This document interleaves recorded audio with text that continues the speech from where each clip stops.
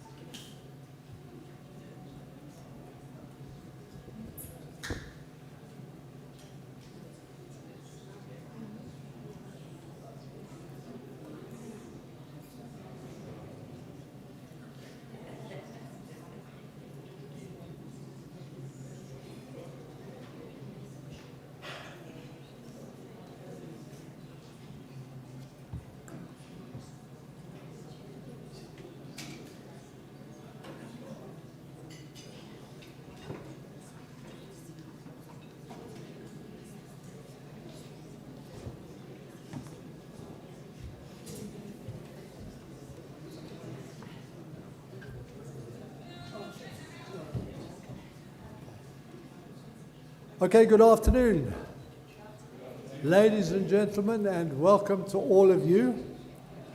I'm welcoming not only our local guests here, but also international guests, and I will give a more formal welcome later because we are going to be joined internationally by live streaming to more than a dozen countries. So we need to get moving, and I'd like to just say, Nkosi sikelele Africa, God bless Africa. Very clear. Could you stand, those who can, and we'll sing the national anthem. Those that can, thank you.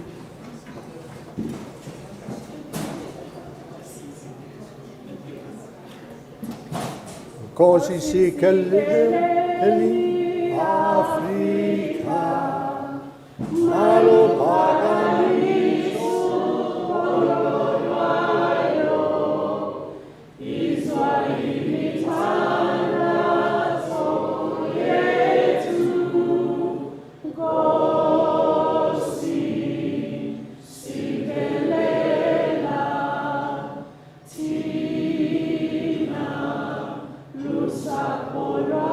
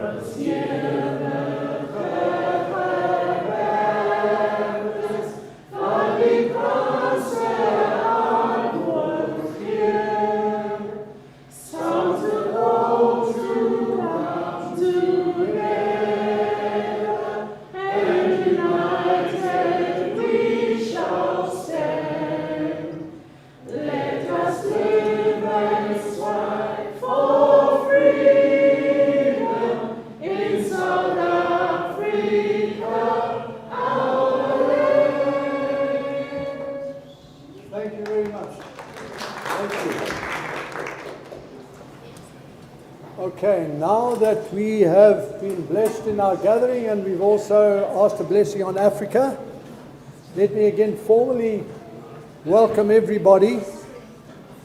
And as I said, we are welcoming our live streaming colleagues from many different countries, north, east and west. And I'd also like to make a particular welcome to His Excellency, Dr. Ayad, Ambassador of the Kingdom of Jordan, and the Deputy Head of Mission, Mrs. Zibda. Welcome to both of you. Thank you for joining us. Thank you. And also, I'd like to a special welcome to our guest speaker today, Professor Sibusiso Villancourt, and his wife, Renosi Mokate. There you are, Dr. Mokate. Welcome to both of you, and thank you for joining us. And also our colleagues from IofC International. We'll speak more about them a bit later, and representatives of the International Council of Initiatives of Change, and of course, members of Initiatives of Change from different parts of Africa. And again, we will hear more about them a bit later. So thanks to all of you for joining us. Our program today, which I think all of you should have got a copy of, I trust, yes. Our program today is going to cover the trust building program briefly and just its impact and what it covers. We will then have the formal annual lecture from Professor Villancourt. We will then have a short interlude. I still have to discover exactly what is in the interlude. There will be a brief poem and maybe more, I don't know. We'll see. Okay. Then we will have the Trustbuilding Awards, and that will be introduced by the International Program Manager, who is also here with us. Dr. Rika Viljoen of the World Peace Forum, who may not be here yet. I know she's traveling from the airport. And she will join us and just give a brief overview of an upcoming conference of the World Peace Forum in Cape Town, which a number of the members of Initiatives of Change are attending because they're also our international partners, the World Peace Forum. Then, after that, we will have I think something very, shall I say, important for us in South Africa particularly. It will be a facilitated discussion between two extraordinary people. I will leave that to later on this afternoon because they will be introduced by our international colleague, Dr. Imad Karam. And then we will wrap up with the Family Healing Program, just some details on that. And that's the program for today. So thank you for joining us with it. And I would just like to say that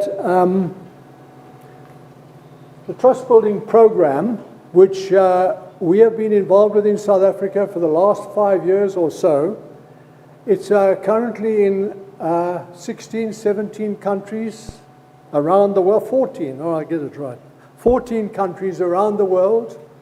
In South Africa, we've focused very much on trust building in the family and relations within the family, because as you will hear from my colleague Cleo, that it is something, the state of families in South Africa is in a severe, what can I say, crisis.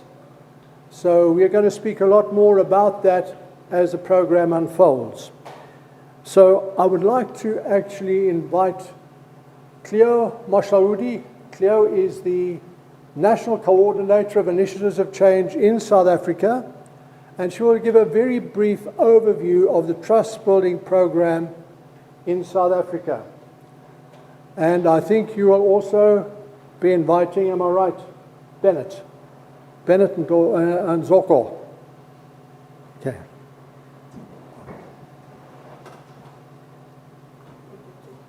Okay.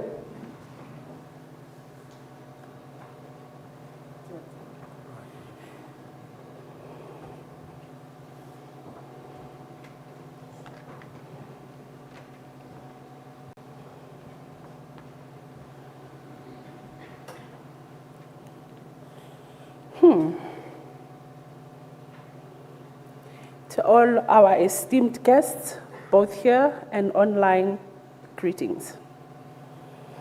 It's really an honor to stand in front of everyone, such a big and auspicious event, to talk about the journey of us South Africans, and also honor those who've done the most.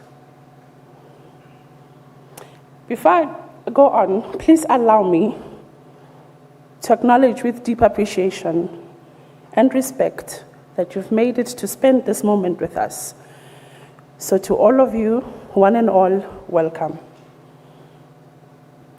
The journey of trust building in South Africa started way back. And this was around 2015, when we worked hugely with women. And we realized that women were not so much capacitated with what is happening, and we came in through the pillar of peace building. As we did this, we worked with the city of Johannesburg, and we realized in our peace building potential, women actually came back and said, more than the peace building you're giving us inner healing. Swiftly, we carried and got to be known as inner healing. And what that meant for us and made us realize was the fact that there are so many things we want to correct, but there are deeper wounds people have not had the chance to deal with. So the program continued, and more women were finding their voice, were finding their potential, And there was a pause, and we realized that we're leaving men behind. Women were starting to find that, but men did not know how to connect. And when we invited the trust building program, it was a journey for us to start working with the families and how voices of dialogue, peace, and trust could find common ground. One would ask, why did we venture to this? Indeed, South Africa is known for its diversity. But this diversity comes with deep divisions, historical and those that are happening today, usually so, also economic. Some of the statistics are standing that more than 60% of young people are growing up without fathers. Almost 80% of families are not with full partners.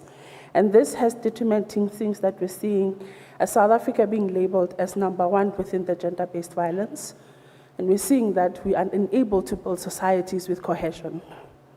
So that allowed us to stand more into promoting trust building within the family. What impact have we done so far?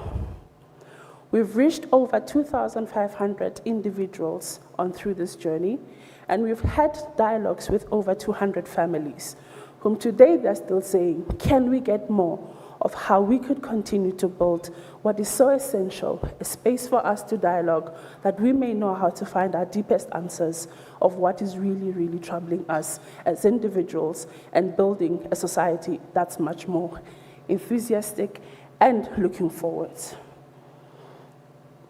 We look forward to building a journey that not only involves families, but families building a very solid community life. One activity we did within the trust building was finding a timeline. What has happened? And we realized that in the 60s, there was a huge and vibrant family life, where legacies could be seen, where families were able to help each other, where safety was not a problem. Today, some of us are scared to just move from one place to another, simply because someone is wounded, but that wound is threatening the safety of the next person. And I would bet that's not the life we would love to live. So this has been the journey of trust building in South Africa, and there's more that we could share, but I would think hearing a story of somebody who's experienced that dialogue would be much more interesting. And with that, I would invite Bennett Nzogo, a simple guy, but a very huge powerhouse. Bennett, I think you can do more justice in introducing yourself and some of the stories you hold. Thank you so much.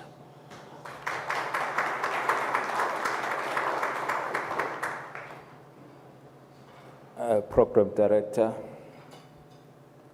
Prof. Nkomo, honorable guests, ladies and gentlemen, all protocol observed. Thanks so much, leader. My name is Bennett Nzogo, the beneficiary of the trust building program.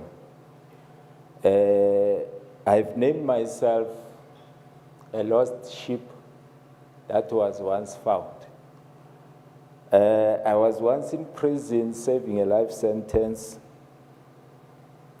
And in prison, I was introduced to the number of programs. And my life was transformed. And when I was released in prison, I felt that I was in charge and in control. And until I was introduced to the Family Trust Building Program. That's where I discovered that, yes, prison has provided programs that has transformed my life. But I then felt, after I was introduced to the program, that there was still a wound that was never healed. That was my historical wound. Though I got programs, but I still had that wound.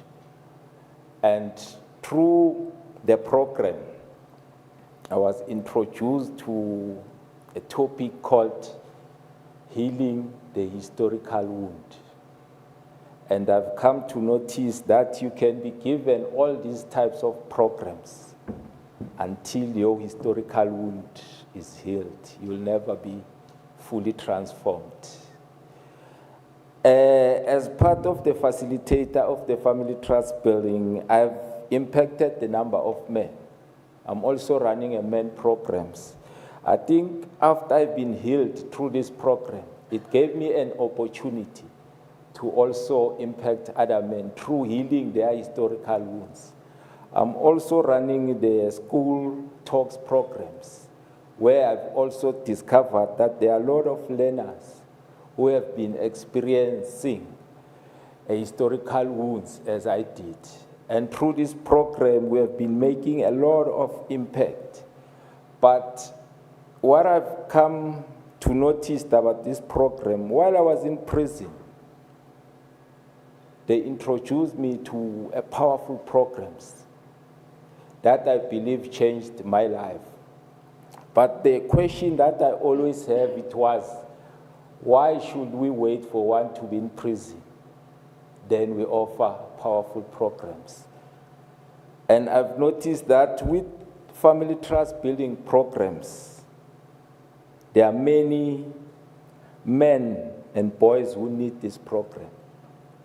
But they cannot be impacted if they are not invited to this program. It will be like same as me to prison program that will wait for me to be in prison until I'm impacted. I've noticed a future in this program. The schools need this program. Teachers need this program.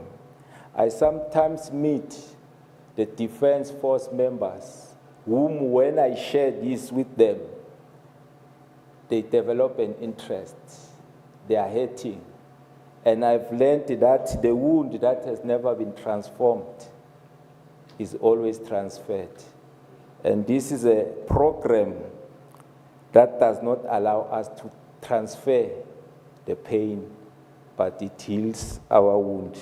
I will encourage every stakeholders to play a part in supporting this program so that we don't wait for young people to be in prison before we offer them such a great program. This is one of the powerful programs. But without the support, I felt that it won't touch many lives. I therefore thank you so much for the opportunity offered to me, and I value this program so much. It has transformed my life. There was a time where I could not stand and talk about my mother without crying. But since I was introduced to this program, I do stand and talk and finish without crying about my mother. Thank you so much.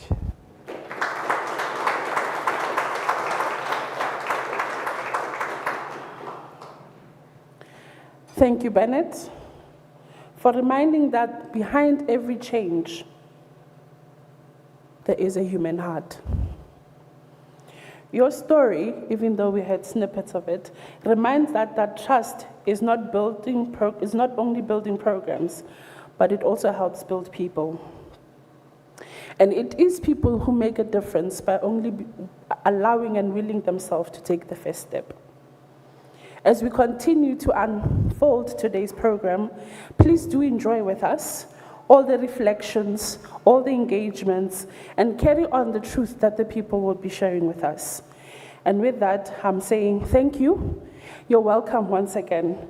And may this be the start of how we continue to pass on courage, hope, and the power of trust building. Thank you.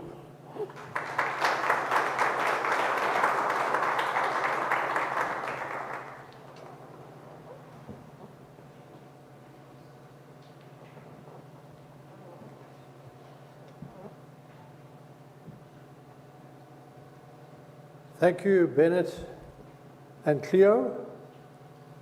I think there's one among the things you said, Bennett, was something very striking. And that is that a person doesn't change, particularly if they've been through a traumatic experience, unless it is somehow transformed through inner healing.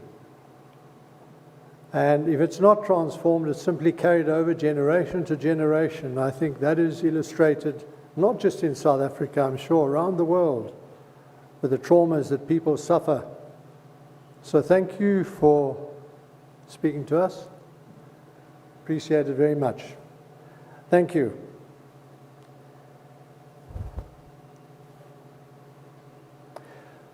Okay. Now, one of the highlights of today is the annual lecture.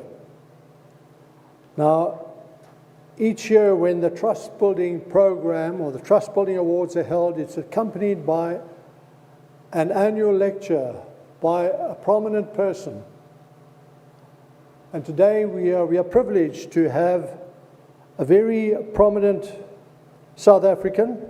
I call him an outstanding son of South Africa who grew up in Soweto and was personally invited by Nelson Mandela to return to South Africa from the US, where he had an honored and a very awarded position as an academic and mentor to new generations of students there.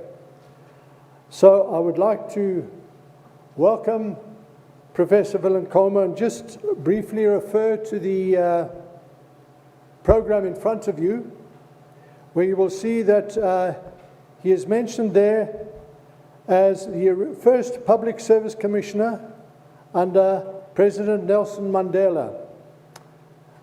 He is a member of the Academy of Sciences in South Africa and also the South African Association of Public Management and Administration, which has established the annual Professor Sibusiso Villankoma Lecture, which was delivered last month, if I'm not mistaken, by Naledi Pandor, former Minister of Foreign Affairs in South Africa. He is chairperson of the Board of Governors of the Mapungubwe Institute for Strategic Reflection and board member of Subtropico South Africa. He is also senior research fellow at the Center for Energy and Environment in Delaware, United States. Professor Villankoma was a J. William Fulbright Research Scholar in the Department of Economics at Fordham University in 2011 and 2012. He's a former member of the executive of the University of Pretoria and Dean of the Faculty of Economic and Management Sciences. His research interests now focus on peace and development mainly, and he serves as the chair of the Albert Anokukanya Lutuli Peace and Development Institute. So, Professor Villankoma, if you would address us on humankind as the pillar of our global order. Thank you. If you would welcome Professor Villankoma. Thank you.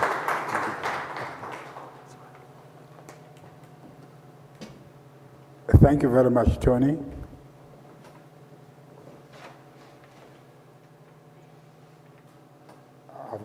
I've got to take a pen out. As a lecturer, to make sure that I take notes and everybody takes notes. It is an honor and privilege for me to share my thoughts with such an important audience. I want to start off by acknowledging a number of individuals. Let me start by recognizing my wife, Dr. Rinosi Mokate, who's a pillar of progress for me. I want to recognize Mr. and Mrs. Anthony and Helen Deegan, family friend during the time of the moral rearmament and during very difficult times in South Africa. Those difficult times were the times of apartheid. My former professors who are listening to this wonderful occasion via the electronics we have today. Professor Deborah Sanders, who taught me at Lincoln University in Pennsylvania. Professor John Penn of the University of Delaware. Mr. and Mrs. Willie or William Elliot, Angela Elliot, our great friends. They sent me a message from Marion Hill today, which was quite interesting, reminding me of Marion Hill or St. Francis College, which is my alma mater. I want to also recognize two special people, and I'm going to ask them to stand up. Ms. Nomhle Kabashe Kongo, can you please rise? She is the grandchild of Albert Luthuli. The second person I would like to acknowledge is Ms. Lungile Ngakane. Are you here? Can you rise, please? She's also a granddaughter of Albert Luthuli, Albert and Nokukanya Luthuli, both of them. Very special people to me.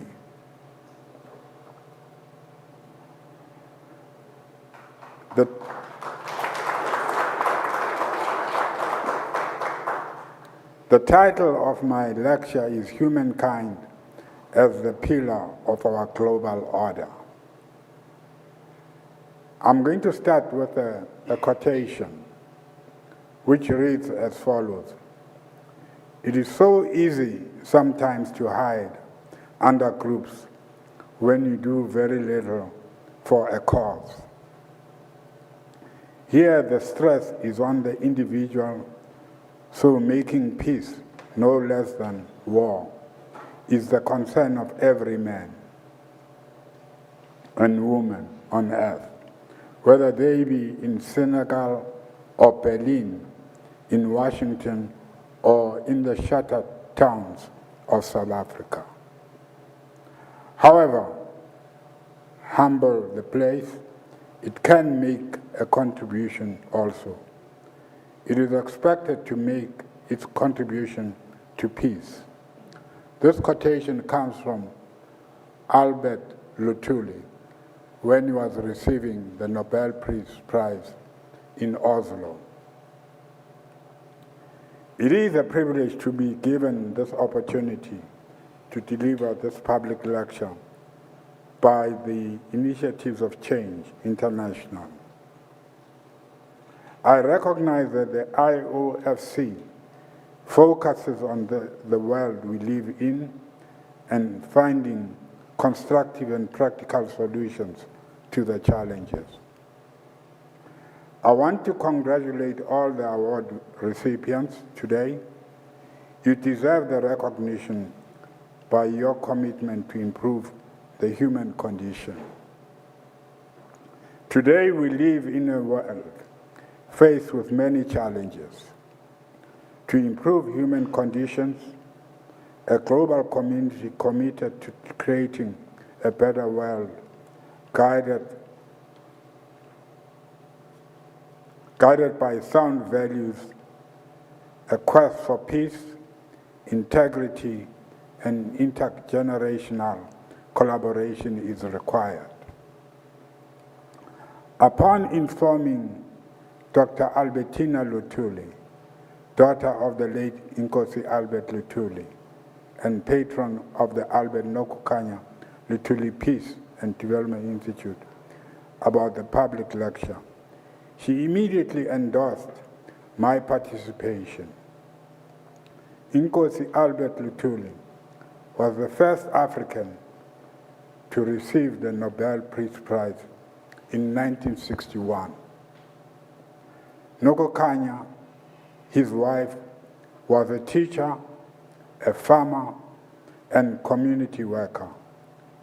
Both championed peace, development, education, and non-racialism. I dedicate this lecture to them, as well as to other Nobel laureates, Peace Nobel laureates specifically, and those who care about humanity.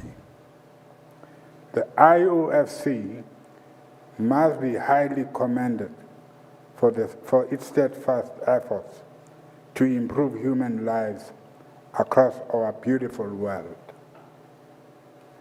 It is particularly apt that I dedicate this lecture to Inkosi Albert Luthuli in the year that the South African government instituted a fair inquest into his mysterious and tragic death, allowing the family to find peace and closure, possibly.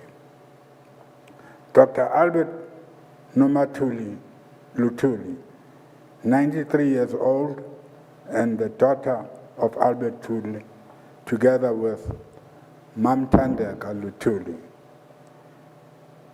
Dr.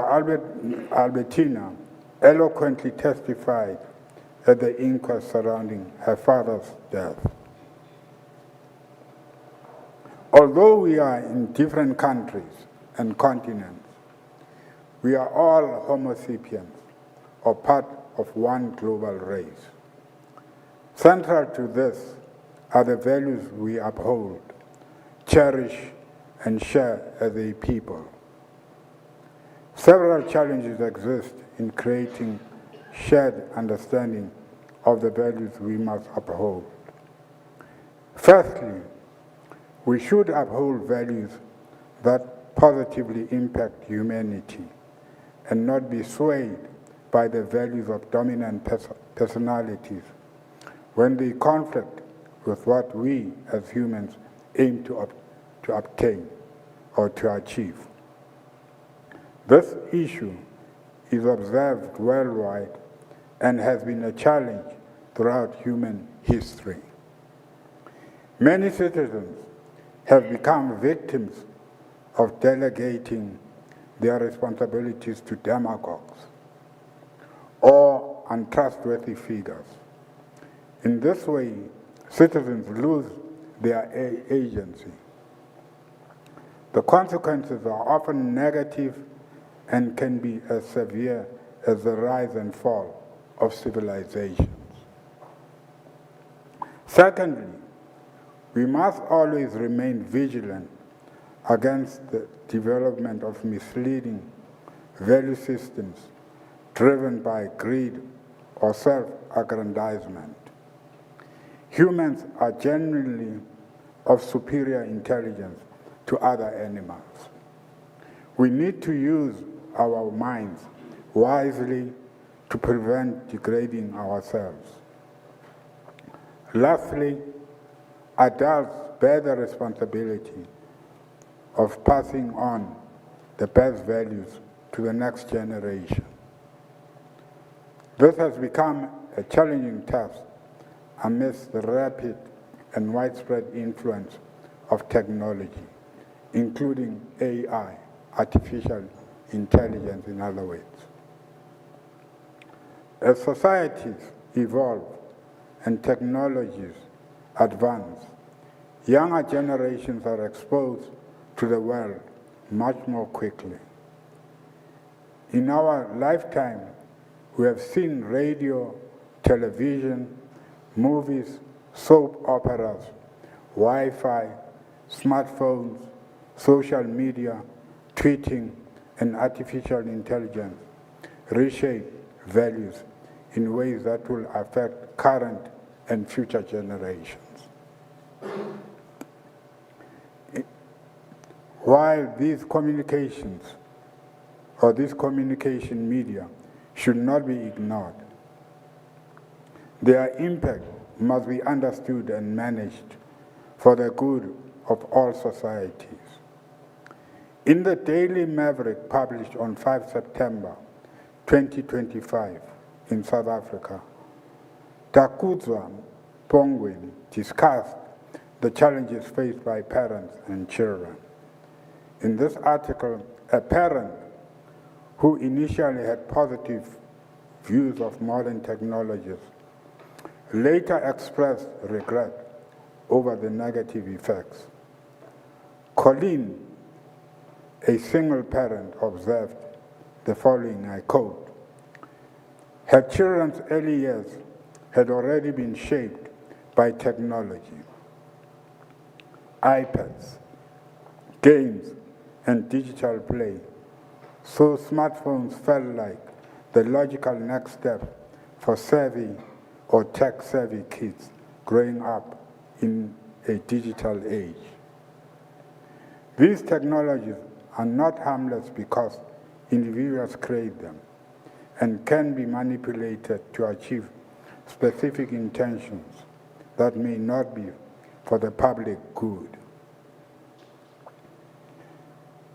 I want to quote Colleen again because she states that both of them independently went through a very particular change of behavior.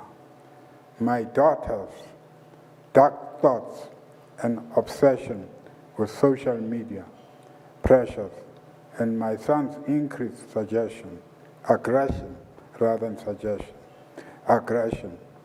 and swearing influenced by friends and online gaming culture. So this is the observation Colleen made. As we interact and intersect as community workers, teachers, and thinkers, we must be aware of such issues and intervene before it is too late. Additionally, we must recognize that these are global matters within our control and require courage, lest we want the world to fall into disarray for future generations. With these 3 points of departure, I wish to elaborate more on the issue of values. Dr. Edward R. W. Machene, a physician and philosopher, in his book titled Our World and Its Values, shares some insights on how younger generations experience the process of developing their value system. He states the following, I quote, Nicole and Naledi are young adult cousins who delight in discussing a wide range of subjects. Naledi happened to overhear a discussion about values that left her with the impression that values were things that one can encounter in the same way as one encounters lions, tables, mountains, and other objects of the world. The only values that she knew of were the ones with which she was acquainted in subjects like mathematics, where values are assigned to symbols like X, Y, Z. For example, if we assign a value of 2 to X, then X plus 5 equals 7. If we assign a value of 12, then X plus 5 now equals 17. That kind of value made sense to her, but the value of distinct entity that exists on its own, like a chair or a table, did not make any sense. The critical conversation continued between the two cousins. Naledi asked Nicole, have you ever heard of things called values? Yes, but they are not things, responded Nicole. Naledi's response to Nicole was, I quote, from following people talk about values, I have to conclude that they are things because people talk about their family and national values as if they can point to them. So what are values? That was the question.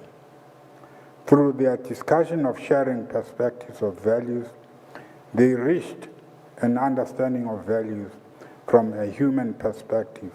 Specifically, I quote, to strive to build a better world with unimpeachable values that we can all share.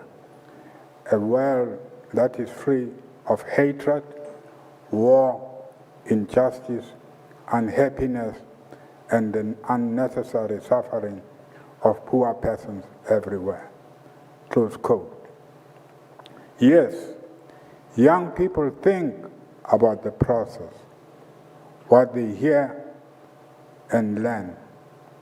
Furthermore, they are curious, seeking wisdom, and in a way participate in the logic of discovery and invention. They also wish to shape families, communities, nations, and the world in a manner that allows them to experience peace, achievable development, and love. What I seek to emphasize through this example is the importance of people in different countries, families, and communities engaging in conversations about values and embodying the values that should shape all our destinies and development trajectories. A robust value system is the foundation of a healthy human rights culture. Despite the global community's commitment to promoting human rights through various treaties, violations occur every day.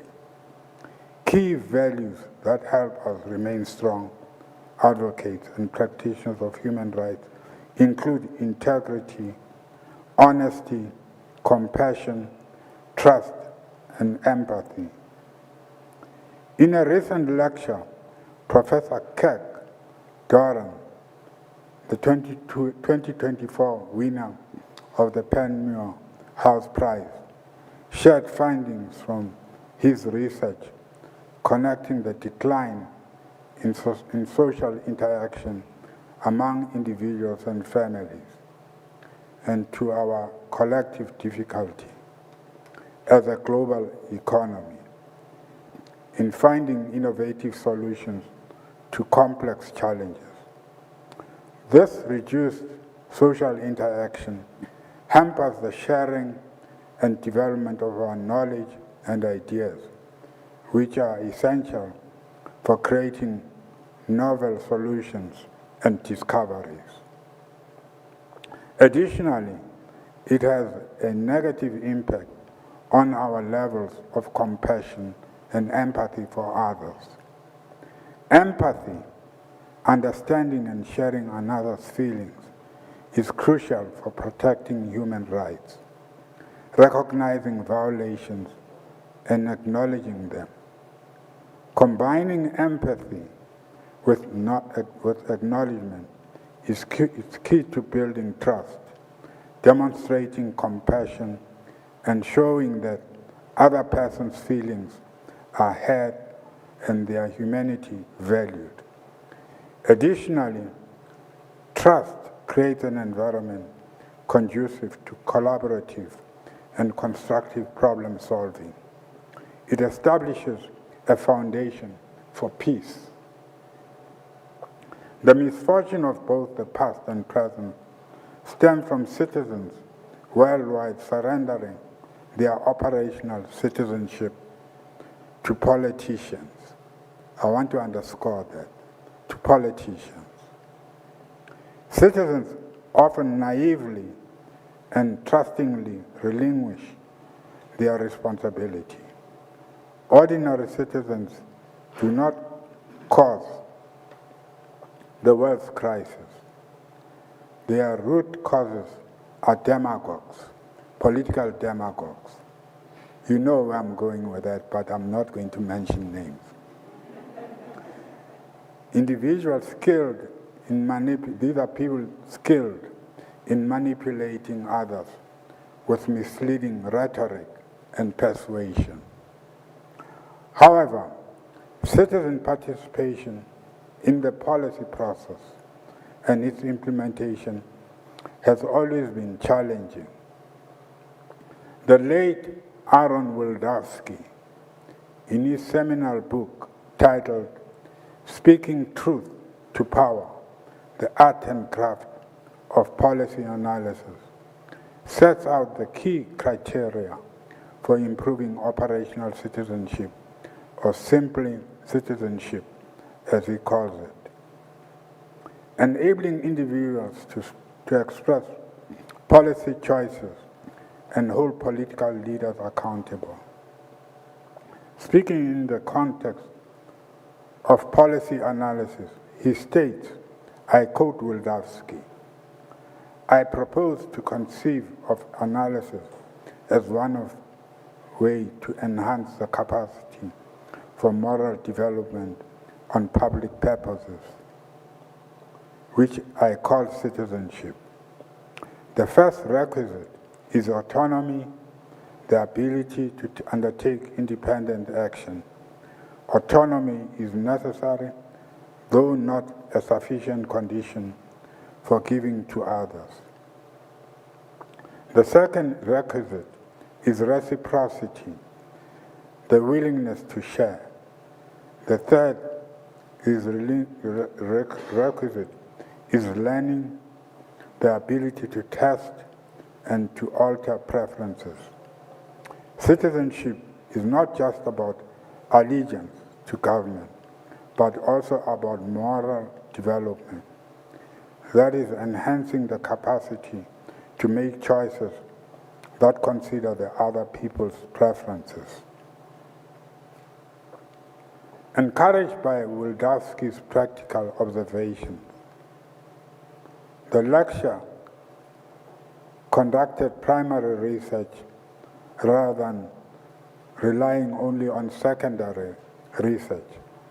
Extracting from Ritumeti Lambert Nkomo, my daughter, I had a discussion with her. This is what she said to me. Honestly speaking, I have no interest in politics. And it is not that I'm not aware that politicians are always there, hovering as vultures, waiting for their first chance to capture their victim, close quote. She views her family life as more important, as perfectly explained in this manner. I quote her again. I am concerned about exposing my child to a quality global education, having them to know more about the positive aspects of the world, having their human rights respected, and to remain healthy together with other children of the world, close quote.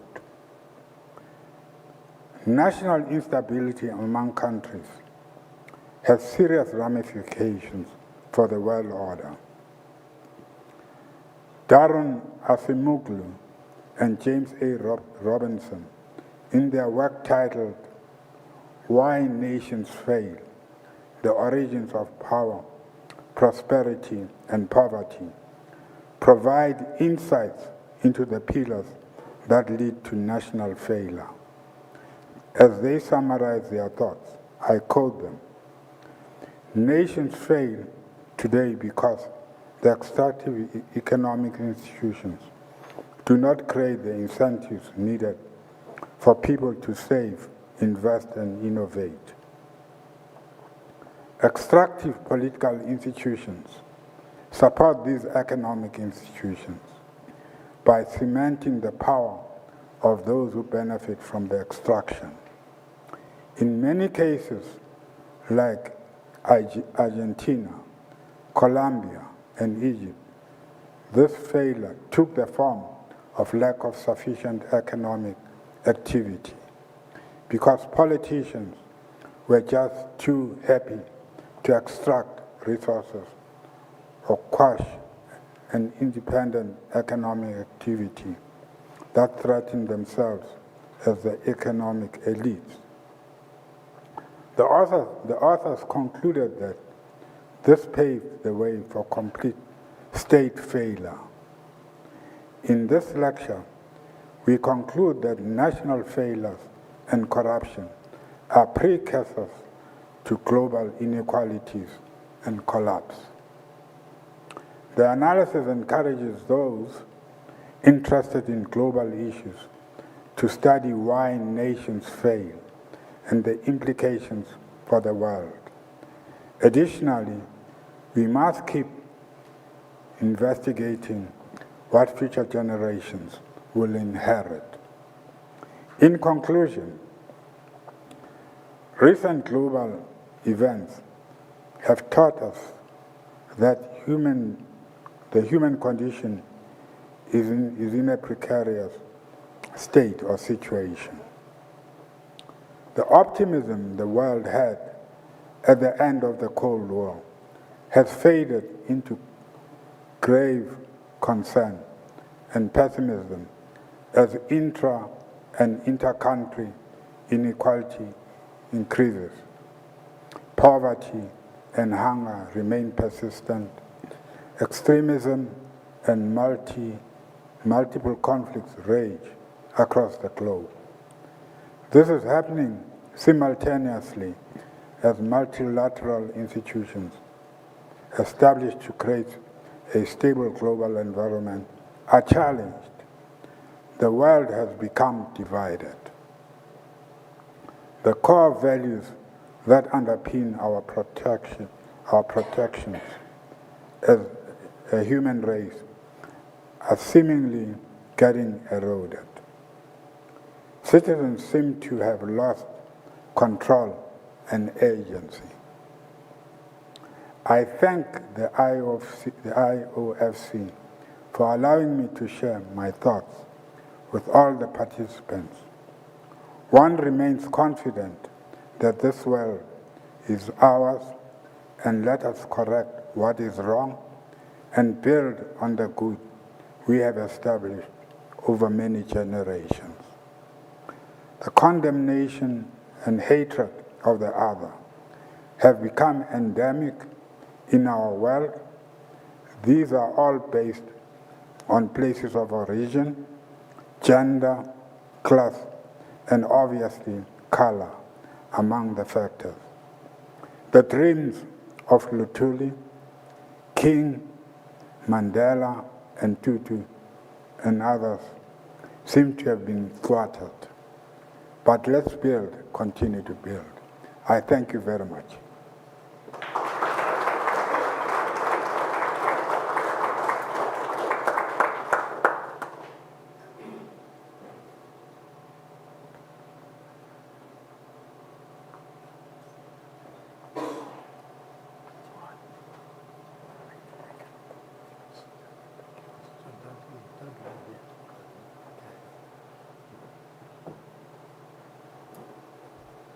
Professor Villancomo, ladies and gentlemen, just my thanks to Professor Villancomo, and I had an advantage, I guess, that you didn't have, and that I had his speech here and I was able to go through it as he was talking, and there is huge depth in many of the things he said, and it's so easy, unfortunately, in a speech to miss some of those things because they pass by quite quickly, and before one has had a chance to quite think, it's already gone on to something else.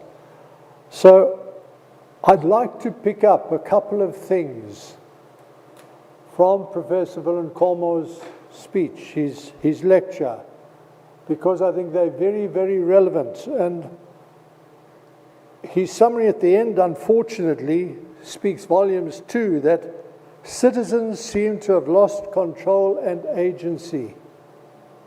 And he earlier referred to the role that politicians, often predatory, have played. But an interesting part to me was when he was talking about the discussion between two young people, Naledi and Nicole, and they were talking about values. And wondering, is value a thing? What is it? Is a value like a chair or a lion or an elephant? What is it?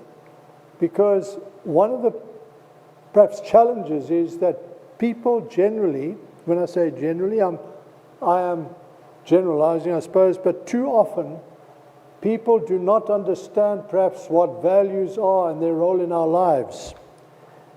And he talks about here wanting to emphasize the importance of people in different countries, families and communities engaging in conversations about values. Do we engage in conversations about values in our schools, in our communities, even in our churches, in our mosques, in our synagogues? I don't know, but I'm questioning whether values is something that's talked about or it's assumed we absorb them, like we absorb looking at an object. Values that should shape our destinies and development trajectories are largely not discussed. It's assumed that you simply fall into them. And I think that's an emphasis that he put. And then as he was saying, that if you are looking to build trust and to understand where other people are so that one might engage with them constructively, that in order for that to happen, empathy and acknowledgement. Empathy, meeting a person where they're at and acknowledge them as individuals are vital. Without that, you do not have the basis for trust. And perhaps the world shows us that. As he said towards the end, you know, whether it's racism, whether it's class, culture, country, these are things that divide and where people seek to create and emphasize a division rather than emphasizing the connections, connectivity. And that's the, I think, coming to his conclusion, the misfortunes, he says, of both the past and the present stem from citizens worldwide surrendering their operational citizenship to politicians. And I think the trust building program, which is based on building trust across the world's divides, and while that sounds a very theoretical thing, the divides in the world go across national, community and family levels. Those are the divides in the world we're talking about. And he said, unfortunately, citizens naively trust the politicians and relinquish their own responsibilities. And it's ordinary citizens that do not create the world's problems. It is politicians and business interests that actually create the world's crises. The demagogues, individuals skilled in manipulating others with misleading rhetoric and persuasion. I think these are key points, which is reminding us of our role as citizens. And I was, while Professor Willem Kolmer was speaking, I was reminded of a conversation that we had many years ago, some of us in Nigeria, with Chief Emeka Anyoko, who was a former Secretary General of the Commonwealth. And he was asked by some young people, Chief, they said, what do you feel are the priorities for Africa? And he came back very quickly. He said, there's only two things that are needed in Africa. He said, we have all the resources we need. We need good governance, and we need the equality of all people before the law. He says, if we can fight for those two things, the rest falls into place. And listening to this, the issue of values, good governance is based on good values. Without it, you don't have good governance. And of course, equality of all before the law, the role of the citizen, taking responsibility for his and her role in society and in community.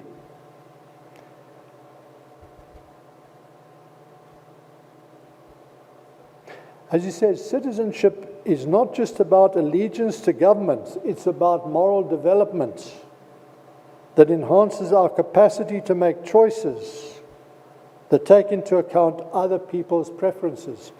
And I think, as he said, the unfortunate tendency to actually give over responsibility for our destiny to politicians leaves us vulnerable to the manipulations of the demagogues, which he emphasized in his talk.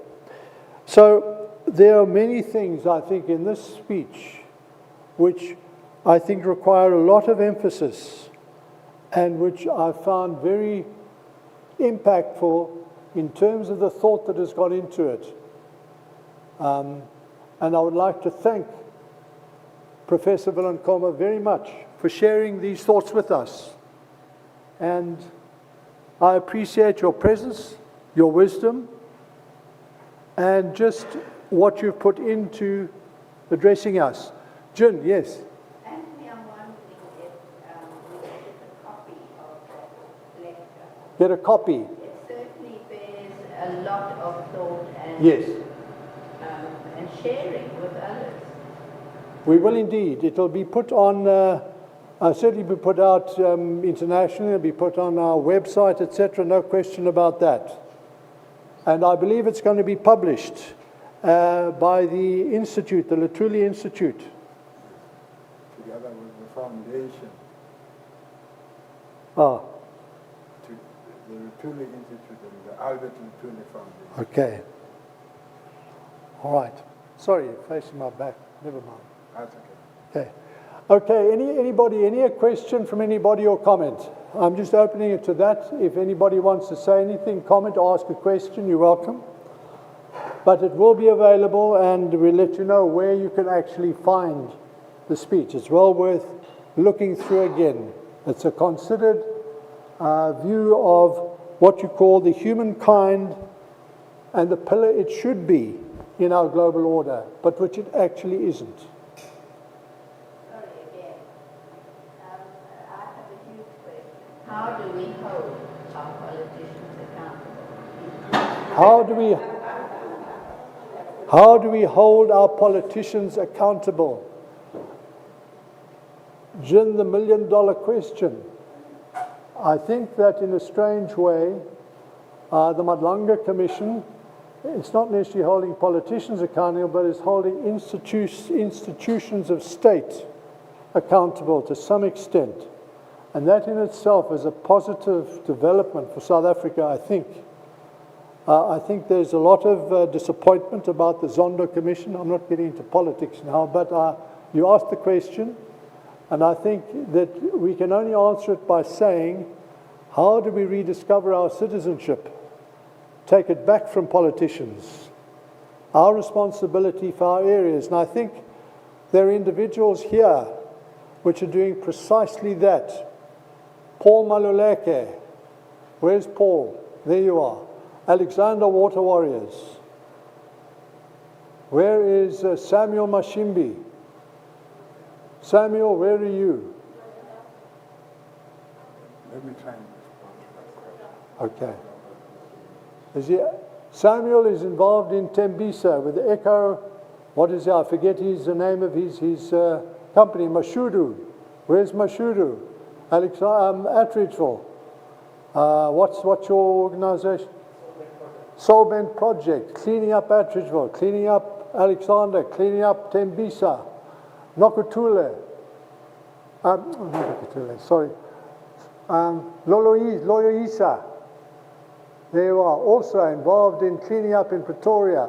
Now, these are people taking back citizenship responsibility, ARMA, Action for Responsible Management of Our Rivers, Klipperviersberg Sustainability Association, the Crocodile River Reserve.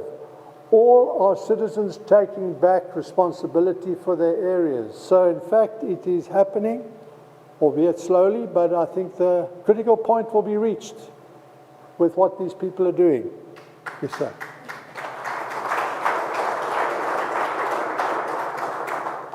In addition to what Tony has said, we must never believe that by going to the polls and voting, you have completed your job.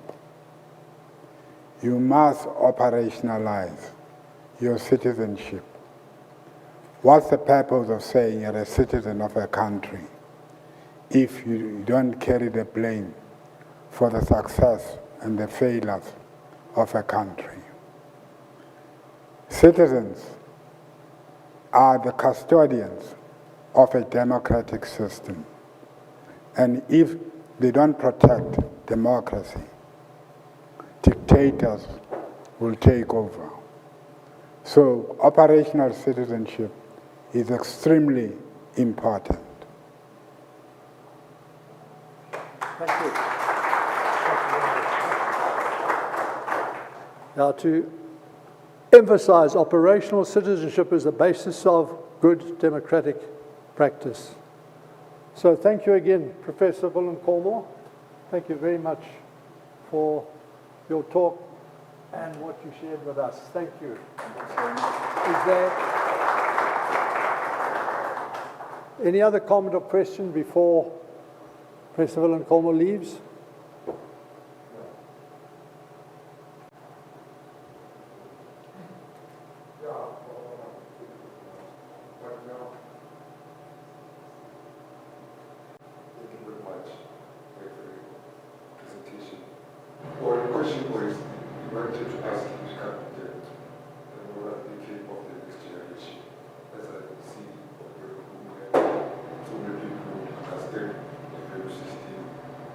Sorry, I can't hear you. Get a bit closer to the mic. But in the schools, our kids are still doing drugs, against that exercise to be viewed as other crises not facing the country. How do we push it to the next generation of coming here? This trust building and trying to help with this arc, the arc of the community. So, what I hear you saying is, you say, how do we push something like trust building through to the next generation? Is that, how do we do it? I think Bennett and others like Bennett, who spoke at the beginning, what he was saying is the need to pass it on as fast as possible, but it is often a slow process because it is built on healing. Often people who are broken inwardly find it very difficult to trust, to build trust, and to be trustworthy. So that's why we believe the inner healing program, family healing, is so important. But yes, that's one of the issues that we struggle with and hope that it will actually begin to gather a momentum. Thank you.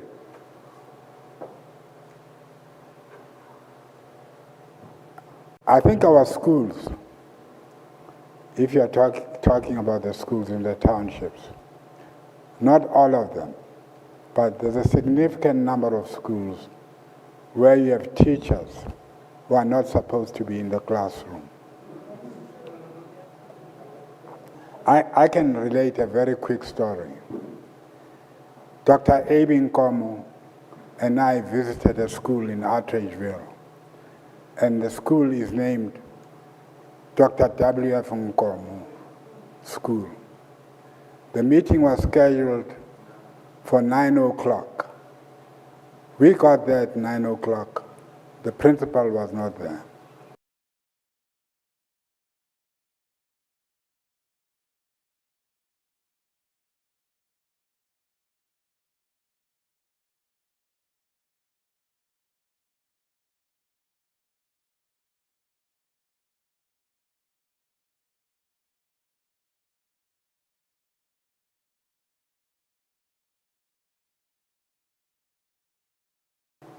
And yet, every day when he walked into his office, there was a photograph of W.F. Nkomo. So some of the teachers we have, they are not like Albert Lutuli, they are not like Nokokanya Lutuli. Those were excellent teachers. So young people must also play a role to say, we want to have good teachers and not bend down buildings. But they must actually demand that they must have excellent teachers.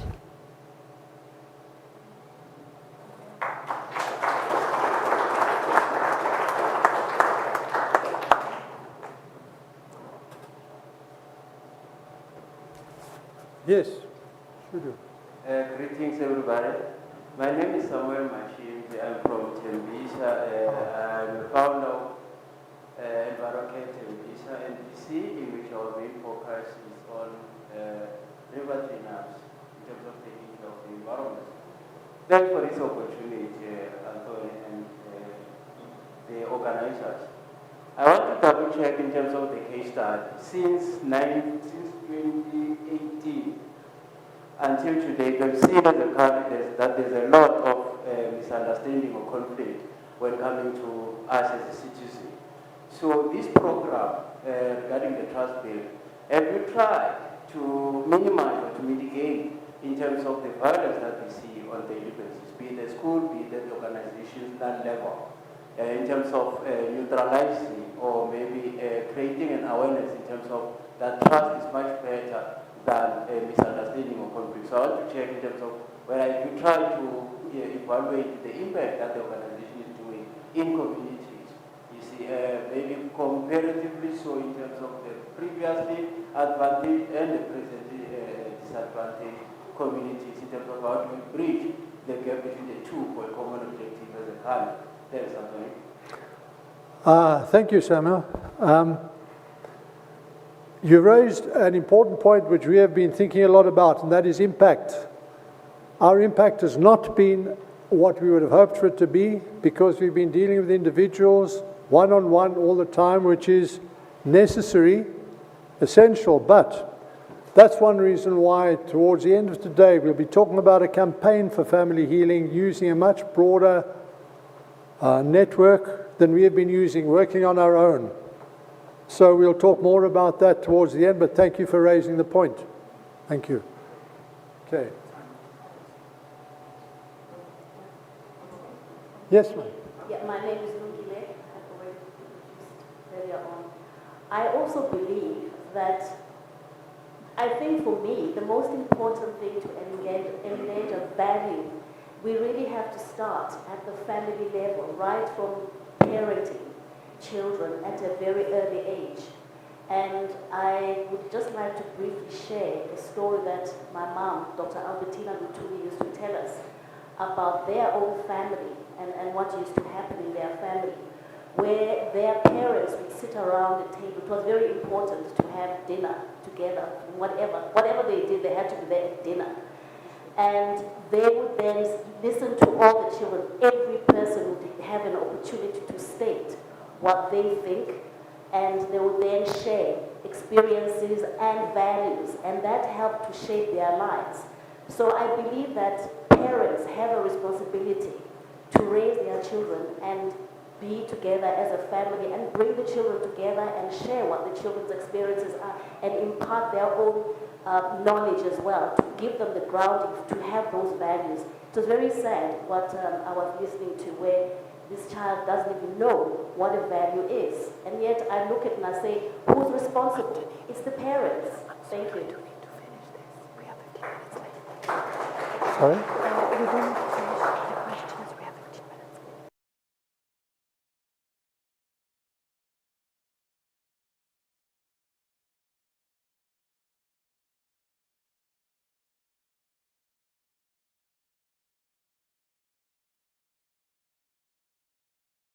Granddaughter, I beg your pardon, granddaughter Albertina.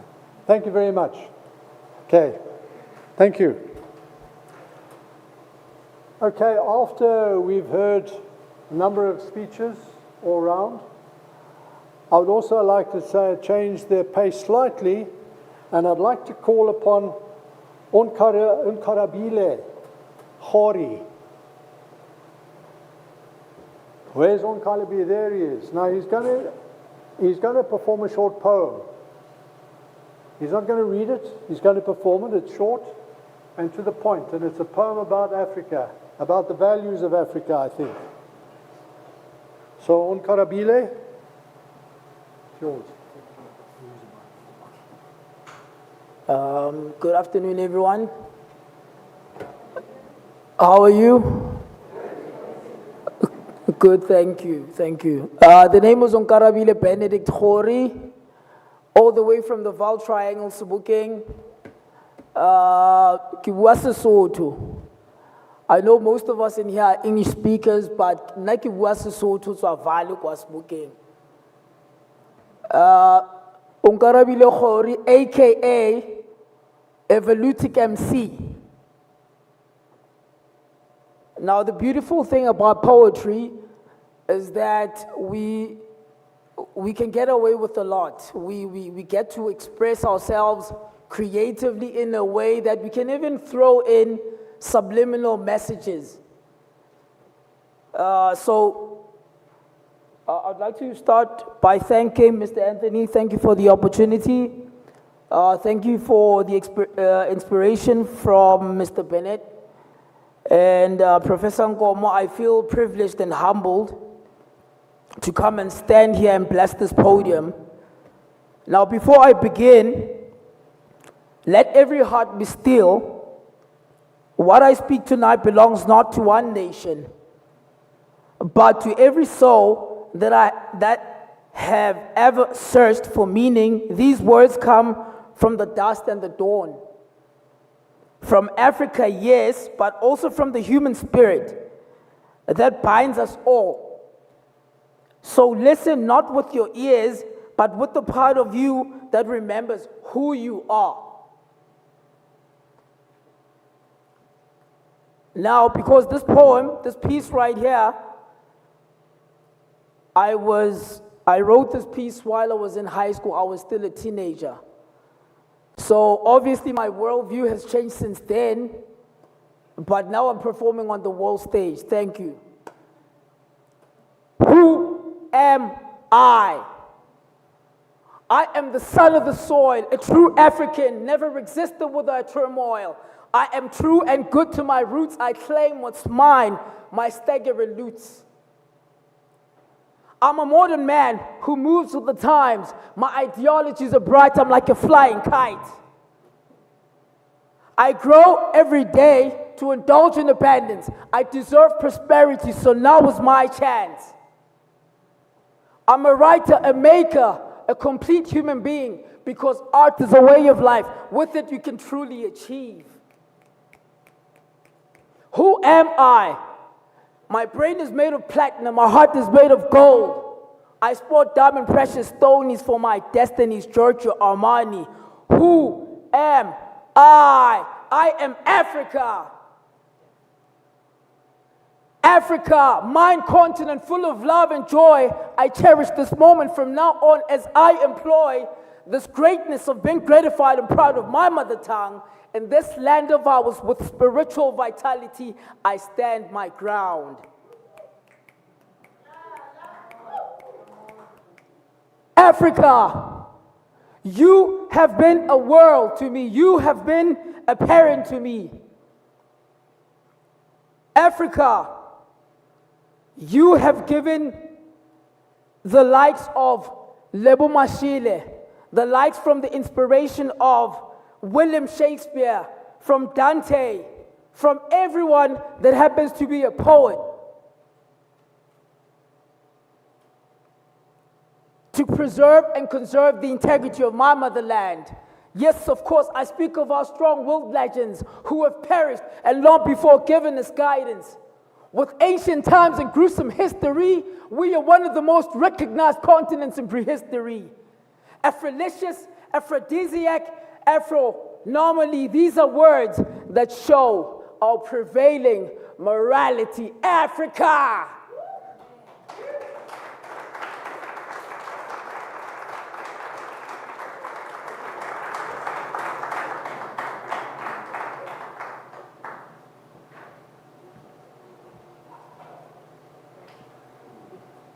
Thank you. Unkarabile Khori, thank you very much. I would now like to, again, go on to a real highlight of today, and that is the awards for the Trust Building of the Year. Now, these are given to some very special people who've gone out of their way to build bridges of trust and reconciliation, often in very challenging situations that divide their societies and their nations. I'd like to hand over for this to Talia Smith. Now, Talia is the International Program Manager for the Trust Building Awards, or the Trust Building Program, sorry. And she's piloted and nurtured this program successfully across 14 countries over the last 6 or so years. So if you will, originally from South Africa, now UK, Natalia. Thank you. Okay. Thank you. All right. Thank you, Anthony. Good afternoon, everyone. Thank you so much for the beautiful poem, Africa. Thank you. So it's an honour to present the 2025 Trust Building Awards. Before I jump in and you get to meet the winners, allow me please to share just a little bit about Initiatives of Change International. So we're an active global network working across 42 countries around the world, working to inspire, equip and connect change makers. We believe in the foundational principle that change starts with oneself. So whether you hear from our trust building team, our many other initiatives, they all have this thread of personal transformation. And you could hear that wonderfully through Bennett's story. Also, the flagship story we've heard a lot about today is the International Trust Building Program of IofC International. So we're a group of trust builders in 14 countries. We've been working for 6 years now across many different divides, whether it's religious divides, political or ethnic divides across the world, building trust across the world's divides. So the annual awards and the Trust Building Award ceremony is an initiative of IofC International. So each year we take it to a different country and we celebrate global trust builders that really exemplify courage, passion in their work, and persistence in the face of deep divisions that they address. So I'm going to jump to the exciting part of the program. We get to meet the winners today. So it's with my honor to present the 2025 Young Trust Builder of the Year Award, and that goes to Arbe Bonaya.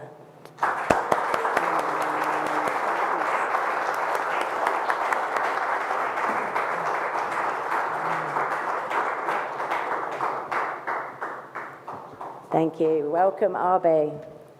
Arbe is a young woman from Kenya.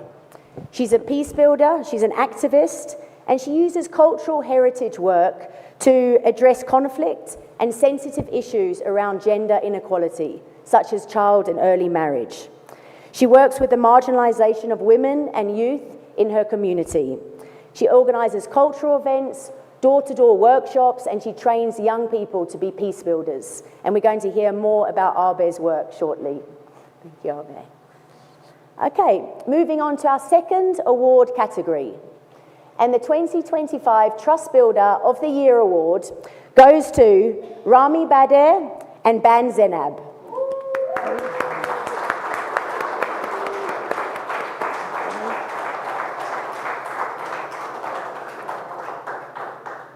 Rami and Ban are the co-founders of an organization from Jordan.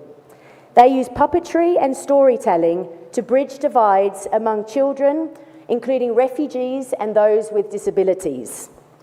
The team, led by Rami and Ban, offer inclusive performances, different creative workshops, and they're the world's first puppet theatre to translate all their plays into sign language. Yeah. They promote empathy, dialogue, and peace building through the arts and through imagination. Thank you. The final award is the 2025 Lifetime Achiever Award. And we nominate these individuals that have dedicated their lives to building trust. And this year, the award goes to Nikatu Iralu. Now, unfortunately, Nikatu's not in the room. We couldn't secure his visa in time to join us today. We have a short message from him that we'll show in a minute. So Nikatu is a veteran peace builder from the northeast of India. He spent decades building trust across political and ethnic divisions in the conflict-affected area of Nagaland. Nikatu and his team are known for creating spaces for dialogue, listening deeply to the other, and encouraging moral reflection, particularly across generations.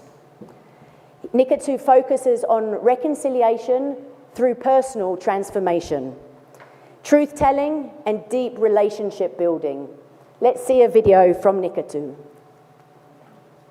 I thank the Trust Building Committee and Initiatives of Change International for the Lifetime Achiever Award for Trust Building conferred on me today. I express my deepest appreciation for what this award envisions for me and my people. It was during my university studies in Madras Christian College in South India in 1955 that I encountered the ideas of initiatives of change known then as moral rearmament. I was immediately captivated by its aim and meaning to remake the world by accepting the needed changes in myself. Ultimately, I concluded that the greatest service I could render to myself and my people was to give my life to God for Him to change, fill, and guide me.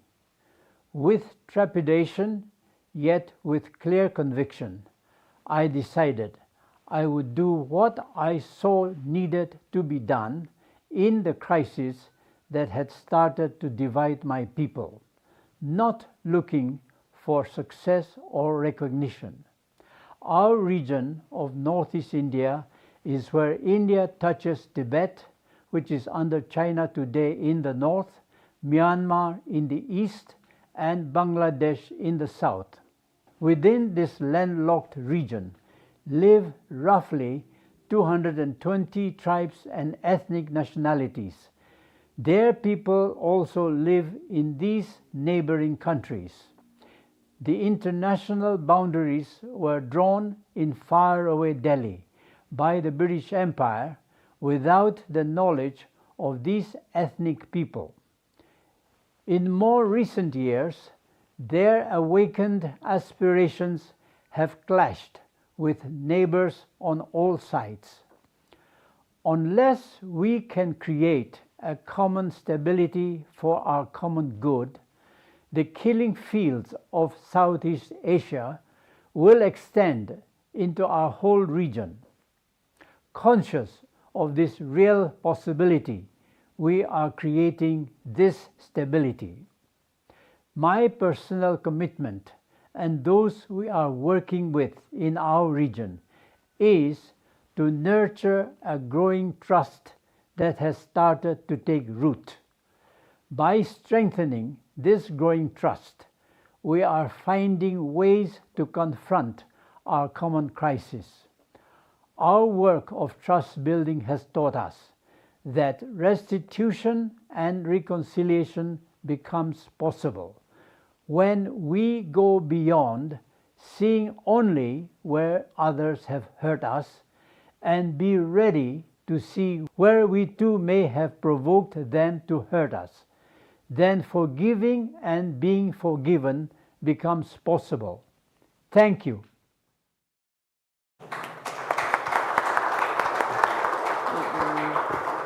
Thank you, Nikatu, and his wife Christine, who's watching today. We miss you being here. Okay, well, ladies, congratulations. And Rami, of course. Now, you're both involved in very important work, I'm sure very challenging. Now, what inspired you to start this work? Was there a particular moment that shaped your path?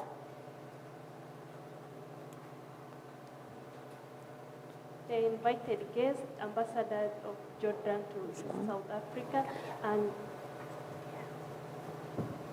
good afternoon. Hamjamboni.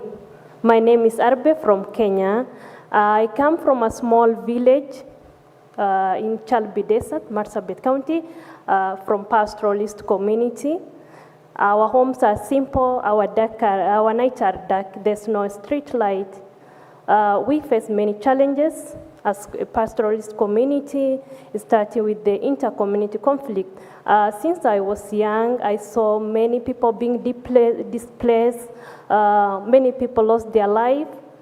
And one of the incidents, as the question goes, in 2019, while I was a student, by then, the incident where many people were killed, but this day I go to the hospital, visited a kid, a 5-year-old kid who had a bullet on his eyes, and found him crying. When I asked the guardians, he's crying, said, Mom, I want to see my mommy, I want to see my mommy. And then when I asked, they said that his mommy was among the people who were killed. And the second incident is 2024. One day when I was traveling to our home, which is the Kenya-Ethiopia border, on the lorry, we don't have the means for transport. Our means of transport is motorbike. Most of the time I ride on the motorbike or the lorry to access our home. So on this day, after I already reached, the same lorry that I travel on was burnt down. 8 people were killed, only one survivor who's underage girl. Many incidents from my community. The cultural practices like FGM, early marriages, where girls, inequality and gender-based violence, many other things. As a way of dealing with this, I started a community-based organization. It's called Nutokuma, means we are one. As a way of dealing with this one, this is what gives me the passion. I don't have a community training background about the community or financial muscle, but I call it a passion and a calling from my side. That is why I am doing what I'm doing. Thank you.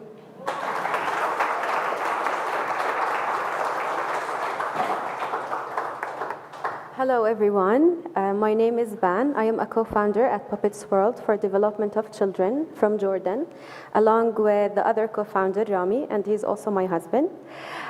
We are internationally certified puppeteers. So in Jordan, we have more than 57 nationalities of refugees.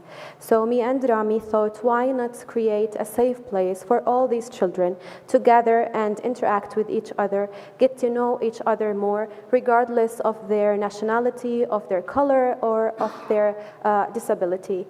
So we created Puppets World for Development of Children, a place where we gather children and present awareness puppet shows for them in emotional and cultural and environmental and also social issues. Until now, we have reached more than 100,000 children in Jordan and in the Middle East and presented more than 1,000 puppet shows. And also we present, as Talia said, translated puppet shows into sign language, along with the Echo Puppet Theater, which was created before 1 year. And it's the first of its kind in the Middle East that raises children's awareness of many environmental issues so they can take care of the environment. Thank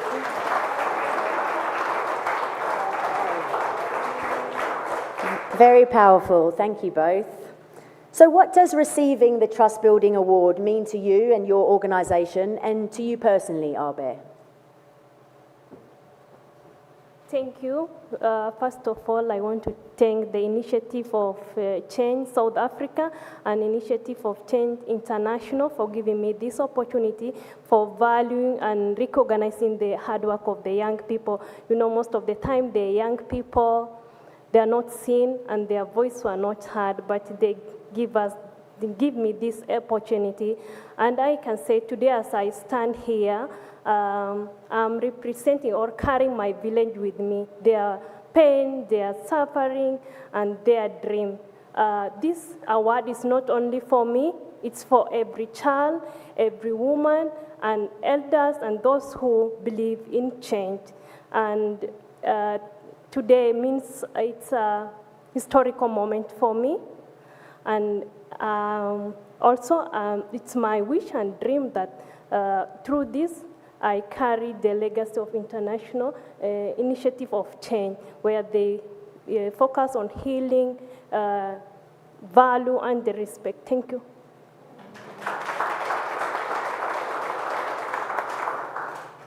So we we are very proud of this award. It's our 5th award since 2020.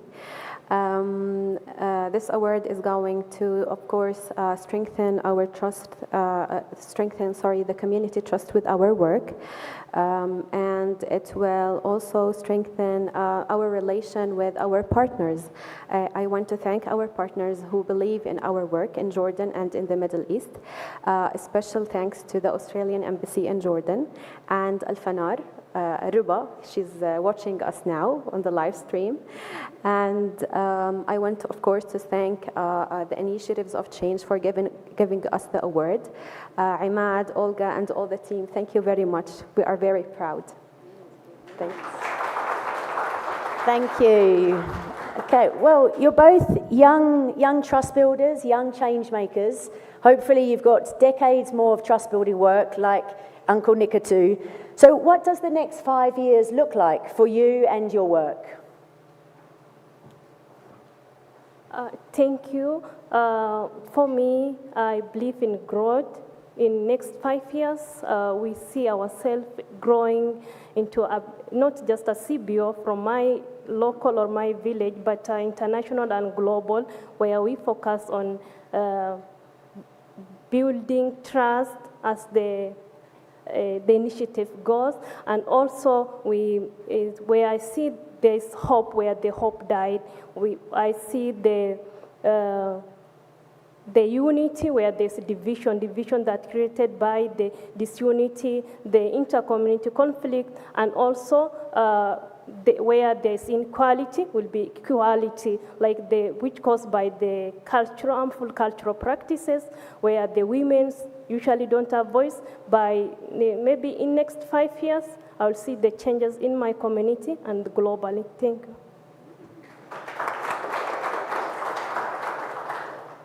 So in the second 5 years, we are going to expand our work to 2 new countries in the Middle East. And also we are going to add new forms of puppetry. Currently we are using the hand puppets, but we are going to add the marionette and the shadow puppet theater also to our work. And this is this is something new to Jordan. And also we are going to make puppet kits for children so they can create their own puppets and use them as a creative tool in expressing themselves. And let me, at the end, please thank Your Excellency for coming, and Ms. Samar, thank you very much. We are very proud you are here. Thank you. Well, thank you both very much. Thank you for coming all the way to South Africa. Rami, you're included. And most of all, thank you for your important work. And congratulations again. Thank you. Thank you, Gabriel. Thank you. Over to you, Anthony.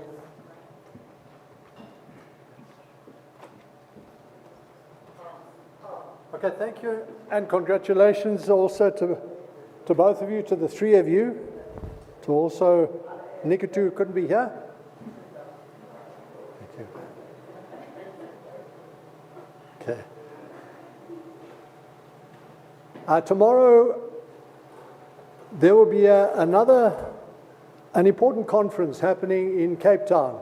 The World Peace Forum is meeting, and the World Peace Forum is the international partner of Initiatives of Change. And that partnership has been an important one for us locally in South Africa and also for IofC International. Now, the World Peace Forum is an international organization that works to promote, obviously, peace, prevent conflict, support reconciliation, support of humanitarian aid, and, as I say, meeting in collaboration with the Desmond and Leah Tutu Foundation in Cape Town. A number of people from Initiatives of Change will also be attending. So I'd like to ask Dr. Rika Viljoen, who is also a member of the World Peace Forum, to come to the platform. Now, Dr. Viljoen is a scholar, and her doctorate is in business leadership. The theme is inclusivity, and that's rooted in the conviction that transformation is only sustainable when all voices are heard. And the research has been built around that, very much about listening to the voices of Africa, listening to the voices of business, finding the combination, the bridge, if you like, between them. And her calling is to continue these dialogues, continue building dialogue, business, community, but particularly listening to the voices of Africa and weaving her insights into practical transformation, because Africa has a voice that is indeed a gift to the world. As I think the poet before us said. Dr. Fullion, over to you. Thank you.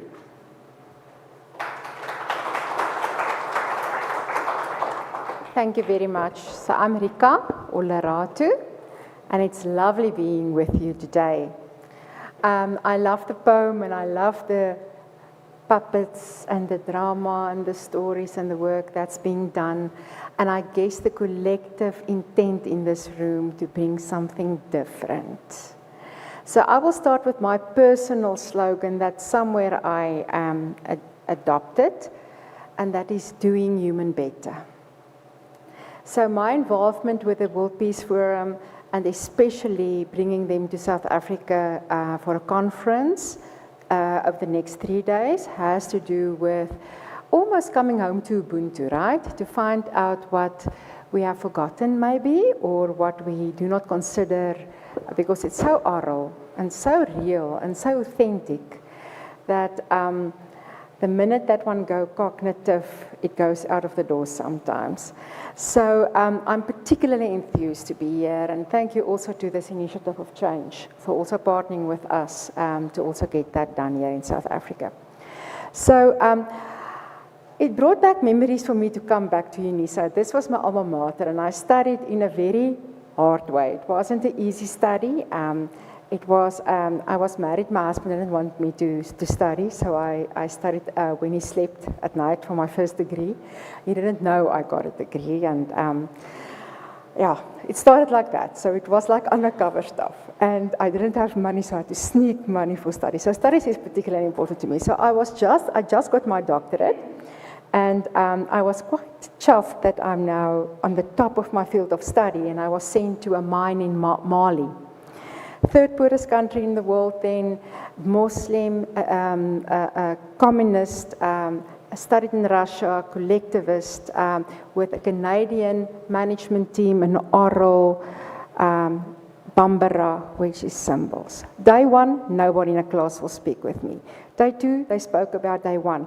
Day three, they spoke about it too. So I thought, okay, this is easy. How do they get this right? They are not stupid. They are really there with me. They just don't react, right? I missed collectivism. I miss how we identify the identity of that. I totally miss it in all my studies on inclusivity and diversity. So they have tea circles after work where the men go and decide on the opinion of the next day. I thought I will just go to the tea circle. As a woman, I was not allowed in the tea circle, of course. Well, by the end of all of that, I realized that no Western theory will be able to help me to truly understand the spirit of Africa, and I was in deep trouble. Because my brain was constructed on theory, published theory. So a friend in Ghana told me, oh, Abena, for a learned girl, you are very silly. You do not upset the crocodile if you want to cross the river, right? So with this Peace Forum coming, we are not going to try and upset crocodiles, but finding systemic ways to, in the words of a friend of mine, Don Beck, and Andrew, you know him well, he used to say, it doesn't help that we speak about peace. Peace is about doing peace. So do it better, do it myself. How can we do it together? How can we action it? That it's not this beautiful philosophical thought, but actually something that is lasting, even if it's in a small part. So it's a late invitation, but if you still want to catch a flight with me later to Cape Town, you are welcome. This year we are not going to do it electronically. It's just for the community that's being constructed. It's in the form of an inquiry that feeds into the ICF's purpose of responsible research and responsible conversations and evidence-based research, and hopefully we'll find ways also through work like Gestalt work, through storytelling, radical togetherness, to get to a space of publications that can somehow wire the authentic African voice into a different space, or a space where it can be a little bit more appreciated. So as a last statement from my side, I'm very thankful that once in Zimbabwe, a prince made me African. He declared that. And I own that, and I may be a white African, but I'm a very proud African. I will continue with the stories. Thank you.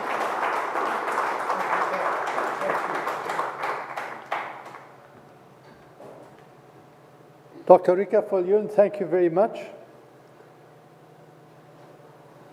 We like your style, thank you. Informal, thank you very much. If you look at your program again, we're at 15:45, which is 3:45. We're just 5 minutes after that. And this next item is called Beyond Forgiving, From Tragedy to Trust and Healing. Now, Beyond Forgiving is in fact the name of a film produced and directed by our international colleague, Dr. Imad Karam. It's a story of two people brought together by tragedy, united by trust and forgiveness. Imad Karam, Jen Fari, and Tlapam Pashleli will now be talking about their journey that is never ending, but it is a fruitful and I think a hopeful journey. So I would like to call on Dr. Imad Karam. Now, he is the Executive Director of Building Bridges for Peace, a UK-based charity that aims at healing divides and fostering reconciliation in communities affected by division and conflict. Now, Imad was previously, until very recently, Executive Director of Initiatives of Change. And he himself is an award-winning documentary filmmaker. He is also the initiator, you could call him co-conceptualizer if you like, of the Trust Building program. He began with this idea quite a number of years ago, and it's now, as Talia said, in 14 different countries. So Imad's films focuses basically on forgiveness, peace building and reconciliation. His latest work, The Hardest Bridge, tells the extraordinary journey of Joe Berry with an IRA bomber, that's the Irish Republican Army bomber, called Pat McGee. Pat McGee killed her father in the Brighton bombing in 1984 when he tried to kill Margaret Thatcher. He missed her, obviously. He also produced the award-winning documentary film, The Man Who Built Peace. And then he did produce this documentary I called Beyond Forgiving. Now, Imad, I think importantly for us, he was born and brought up in Gaza, in Palestine. And his parents and siblings currently live there. His family and friends have suffered very deeply in the genocide of Gaza, where 78 of his wider family, including some siblings, have died in that conflict. So if I could call upon Dr. Karam, if you will then come to the platform. Okay. Thank you, Anthony. Good afternoon, friends. Your Excellency, Ambassador of Jordan to South Africa, and Your Excellency, Deputy of Mission also. And so I was sitting there and I'm feeling we need to break the rhythm again. And then Anthony, in his kind introduction, mentioned Gaza. because I had signaled to the team who I walked into the other night in our residence singing. And I asked the team if they can sing for us. So I think we'll still do that. I would like to take take the lead in actually offering us just a little break so that we've been listening a lot just to energize, and then we'll have our half-an-hour session. So Cleo and team, please.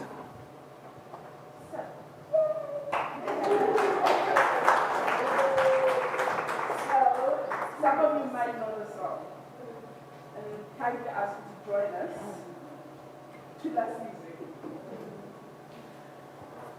Tirelessly.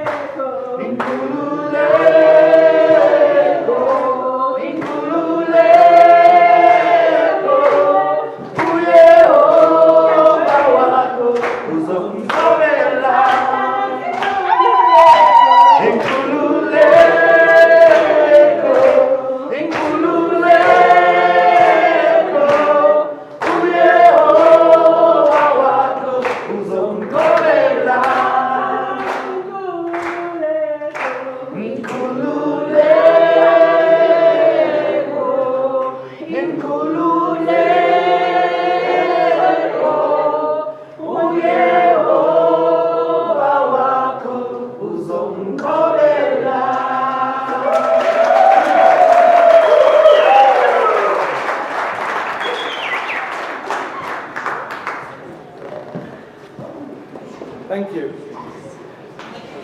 I think just to explain, Tirelessly means basically, be still our nation. Do not cry, our God will protect us. So it's like a hymn or a prayer, not unlike God Bless Africa. Thank you. Thank you, Anthony, and thanks, everyone. That was a refreshing, I think, song. It's beautiful for me to be back in the country, in South Africa, a country that's close to my heart and it's become much closer since the genocide in Gaza. I met Jen Fourie and Litlaba Fihlali 20 years ago when they spoke at a conference of Initiatives of a Change in Switzerland. And their story challenged me and also gave me hope. And later on, I came to this country and I captured their story in the film that Anthony talked about, Beyond Forgiving. The founder of Initiatives of a Change, a man called Frank Buchman, said, peace is not an idea. It's people being different. Because we'll all, no matter who we are or where we are, if we speak, if we think, we want peace. But peace is not just an idea, and it's not just going to happen until we behave differently. And nations are made up of individuals. And if individuals can change, then nations can change. So we're far away from peace. We recognize that. And in this story of those two extraordinary people who found themselves in this journey, one of them suffering from the action of another, both of them being victims, but rising out of that sense of victimhood and journeying or taking on a journey from tragedy to hope, a journey to bring healing to themselves and then to their nation and beyond. So we're just going to watch the 1 minute and a half trailer of the documentary before we invite Jin and Letlapa to join us. If we could watch the trailer, please. For over 300 years, there was fighting in South Africa. Wars after wars after wars of resistance. I was now coming face to face with the person who was responsible for Lindy's death. For a long time, I had demonized the people I was fighting against. I had this perception of an evil person. For the first time, I met someone whose daughter died as a result of my command. How does one move from victimhood to survivor and then to wounded healer? I can only speak from my own experience. That experience of forgiveness sparks me to share the story, and I think Letlapa as well. Storytelling is part of a healing process. It's a catharsis. If there was more sharing and understanding of the deep needs of people who've been marginalized, the world could be a different place.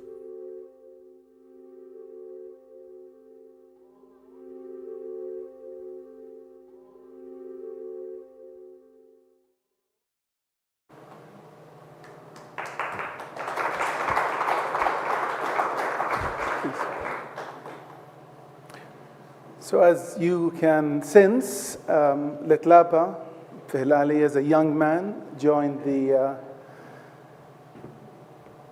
APLA, I think it was called, the Azanian People Liberation Army, correct? Correct. And rose through their ranks. That is the military, at least for the international audience we have, that is the military wing of the PAC, the Pan-Africanist Congress. And he rose through the ranks of APLA, that he became the director of operations. And in 1993, he ordered retaliatory attacks, a series of them, against white South Africans. He was against the political settlement that has been reached at the time. One of those attacks caused the killing of 4 people. One of whom was Jen's only daughter, Lindy. And that's where the story started for the two of you. So, honored to have you here on the stage with me. Anthony invited us for a conversation, asked me to moderate it, facilitate it, but Jen said, let's have it together. So I'm not sure how we're going to do this. We haven't had time to rehearse.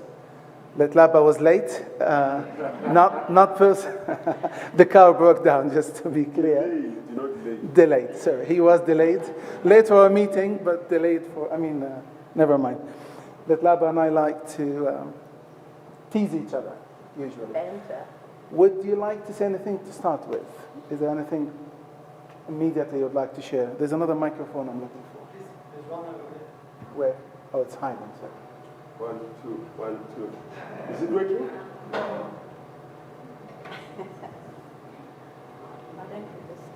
Please. Oh, well, I should have made this request well in advance. that I had written a poem to Lindy. I don't have it, but I know it's online. I would like to have a volunteer who's going to read it at the end of this session. Thank you. Anything you'd like to say now? I'd like to say good afternoon, everyone. It's such a privilege to be here. Good afternoon, everyone. It's such a privilege to be here and to join in peace building. It is probably the biggest honor one can have in life, and an aspiration that we share. So thanks, Imad, especially since you've suffered so much trauma and hurt from the Gaza story. Thank you, Jen. I mean, I must say that Anthony mentioned the recent film and all my work. I've worked for peace for a good number of years now. And you can't help it sometimes to just throw your hands up in the air and think, what's the point?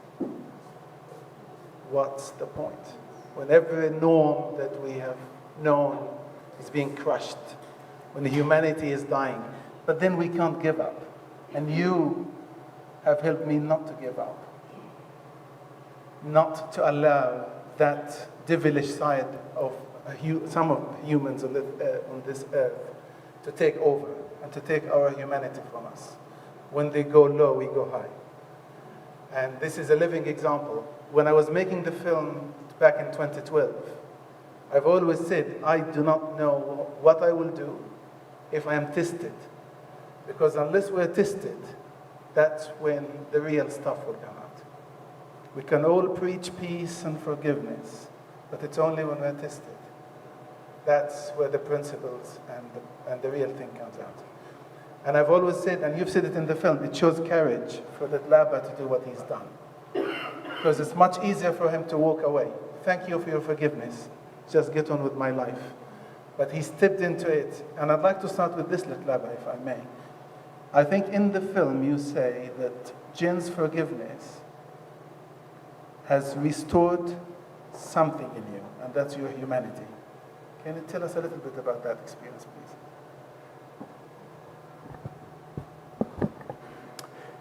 Yeah, before I get to that, Imad, sometimes I wish Jean had forgiven me and I had moved on with my life.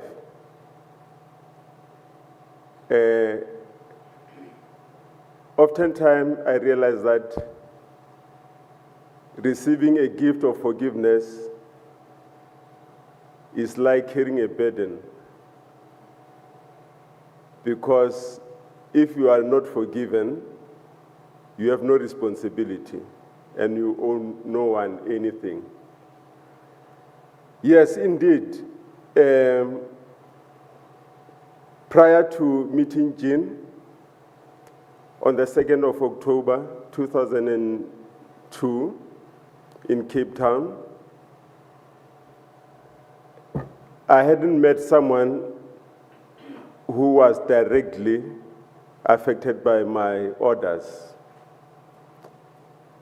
And she asked me, well, it was in a setting of a press club. And most of the people at press club would be journalists. And I had prepared for them. And one thing good about journalists is that they ask the same questions using different ways. However, in that audience, there was Jean, who was not asking a journalist question. But fast forward it, she asked me, that was in the following meeting, whether I believed in God. Such a simple question. If I were to ask you, do you believe in God?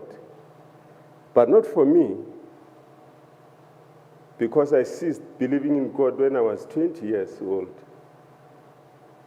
and still am an atheist to this day. I was tempted to say, yes, I believe in God, thank you, hallelujah, amen. Because I didn't want to hurt her further. But I knew that that was going to be false foundation for a friendship. I had to be true to her and say, actually, I don't believe in God.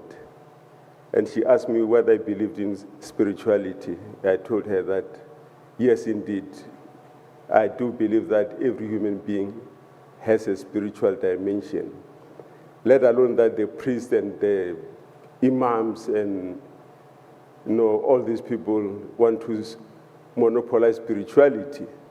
Spirituality is bigger than religion. And she said, in spite of all that, I forgive you. Now, it was like a thunder. That's why every day I live, I want to prove that I am worthy of forgiveness. Thank you.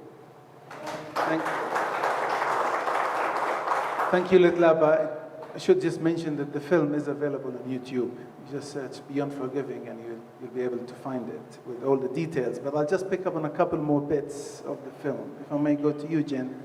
In the film, you talk about you gave up your justifiable right to revenge. Can you tell us a little bit about why you did that? What motivated you to forgive and to give up your revenge rights? I think it stemmed, and one never knows what motivates you, do you? I mean, exactly. But 2 years before Lindy died, I read Stephen Covey's book, 7 Habits of Highly Effective People. And being a lecturer at the University of Cape Town, I thought, well, let's see if I can be a more effective person. And he suggests that you take a piece of paper and write down your mission statement. What is your life about? So I went to the beach with a scrapbook and I scribbled and I wrote and I thought, and eventually all I could come up with was to extend God's grace to each person I meet. I had no idea that I would be challenged with meeting Litlapa. And so Lindy died in a hail of bullets in the Heidelberg Tavern. And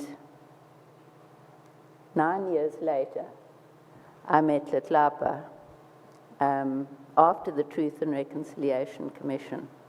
And he hadn't applied to attend the Truth and Reconciliation.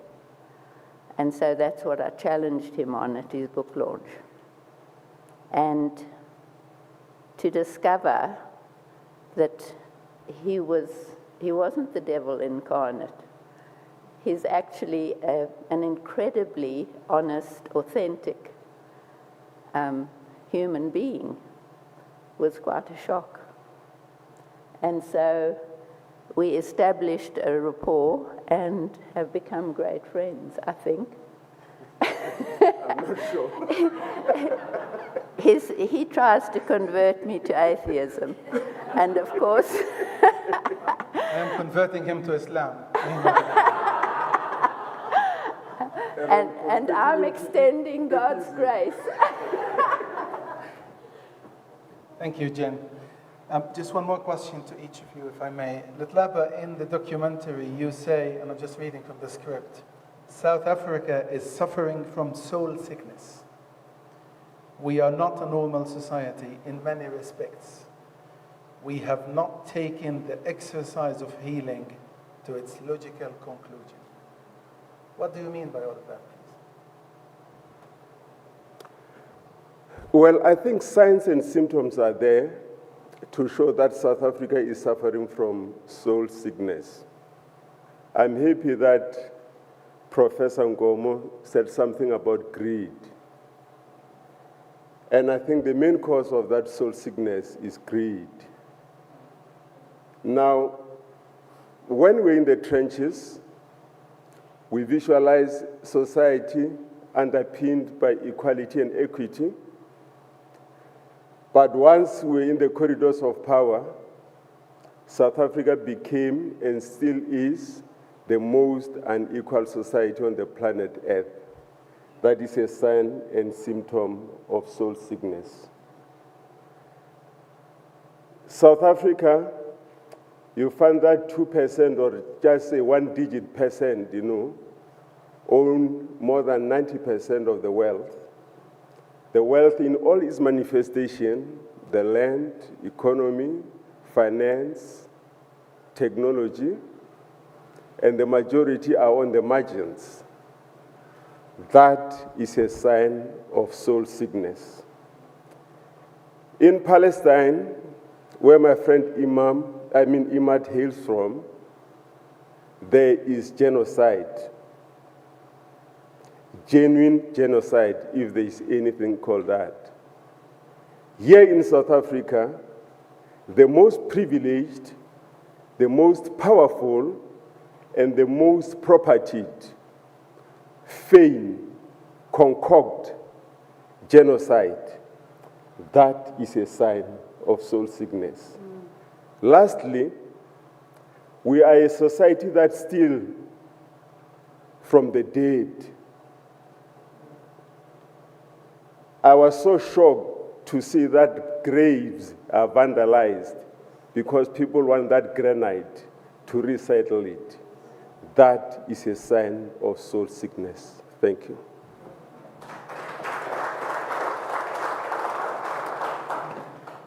Thank you, Litlaba.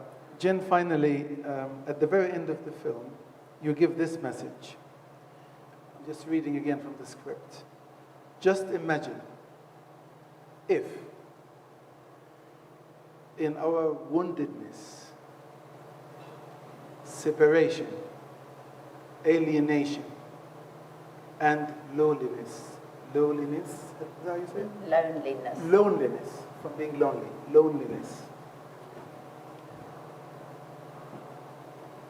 We, in that state, we acknowledge our complicity in the injustices of the past. We acknowledge our complicity in the injustices of the past. Reach out across the divide, as individuals and as communities. And then hold ourselves and our leaders accountable. So my question is, this is a vision. Can you tell us a bit more about how do you envisage, now 10 years on, how we can get closer to this vision? Because to me it seems like getting further away from it. It's still valid and it's needed. But any thoughts on what needs to happen for this to happen? How do you feel when you hear that you were complicit in what happened in the past? What do you feel?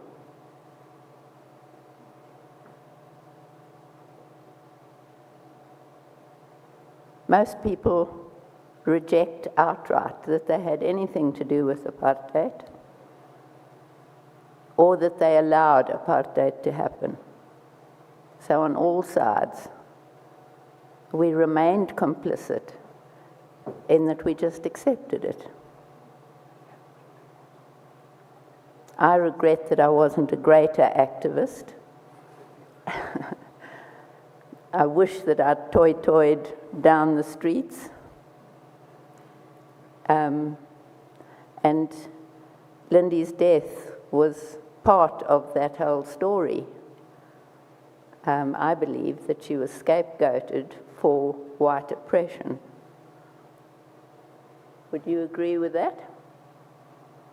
Yeah. And when I spoke to the president of South Africa at the time and told him that he was directly responsible and that he didn't even send a condolence when Lindy died. He said, "No, laat jy my skaam voel." Well, I said, I hope you jolly well feel skam until your dying day. Because although we're all complicit, Some were definitely more responsible for what happened. And they were still in denial themselves. So in that complicity, as we acknowledge the deep hurt that we perpetrated, that we took away people's language, their culture, we shamed them for who they were. It's unforgivable. Unforgivable.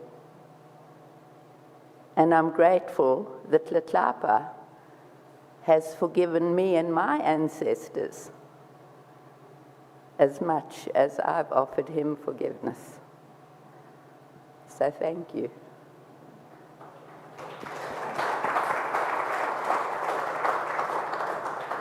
Thank you, Jen. I welcome to you in a second. Okay, thank you. After I had met Jean in October,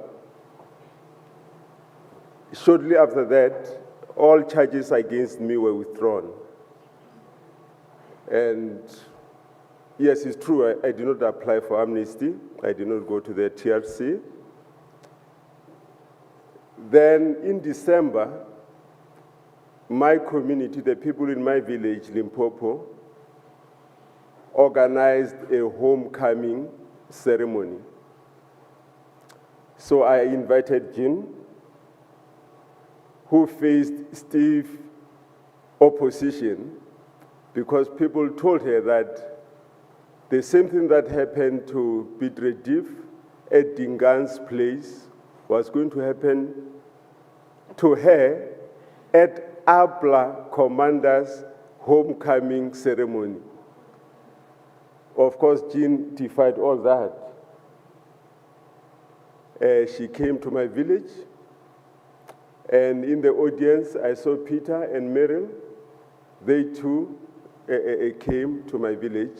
It was on the 7th of December, 2002. And I've been away for nearly 2 decades. I expected the loudest applause after I had spoken, but Jean stole my thunder that day. Because she asked for forgiveness on behalf of her British ancestors for the crimes of slavery, colonialism, and apartheid.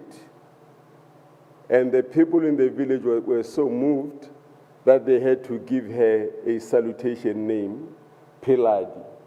To this day, people in the village ask me, where is Piladi? Because she's part of that community. I wanted to raise that.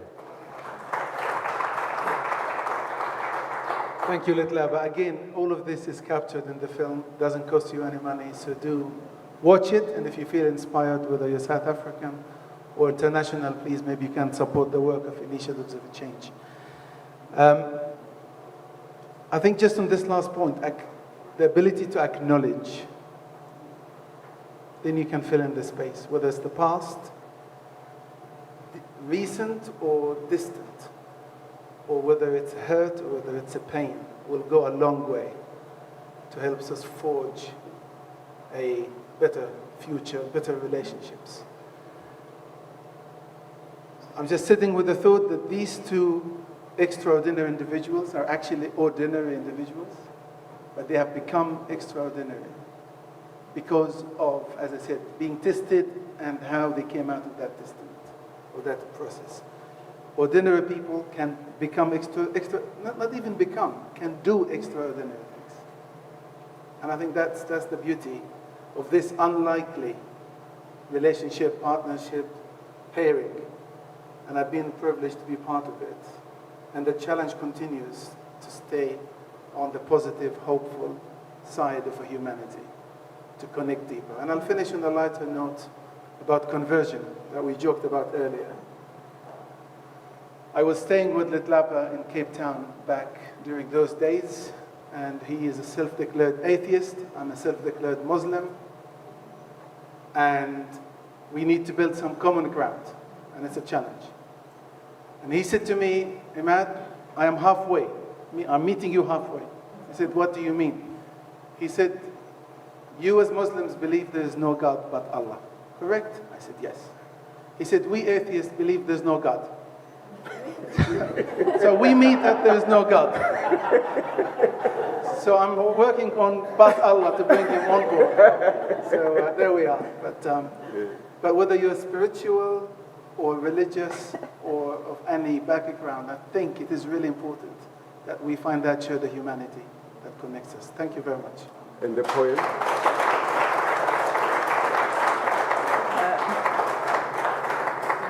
Do you have it on? Yes, yes.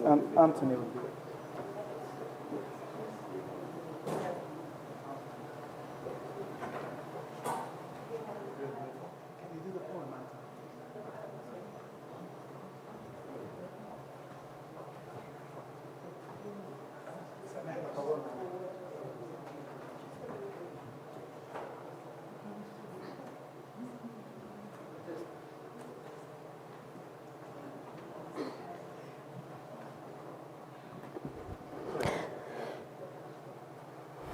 Good afternoon. I'm sent to read a poem. Okay. Okay. As Jin said and Latlapa said that after they met, Latlapa wrote a poem for Lindy. And this poem now is going to be read by Gladys. And that was a poem by Latlapa in honor of Lindy, who was killed in the Heidelberg attack. For Lindy Fori, forgive our deafness. Our ears are modulated to hear voices of the dead, cancelling us from your tomb. We leap at your still commands. Hands that unleashed thunder on your 9 summers ago. This summer trembles before your throne. In the twilight of our age, the angry soldiers breezed from the bush, tried in vain to hate, succeeded in hating. Today, the gorilla is foraging in the bush, perhaps to heal heart swollen with grief. Show us how to muffle the roars of our rage, how to dam the rivers of our tears, how to share the laughter and land and laughter. Forgive our idiocy, our souls are tuned to heed prophecy by graveside of the prophet whose blood was split, whose teachings we ridiculed while he walked amongst us. Letlapa Mphahlele.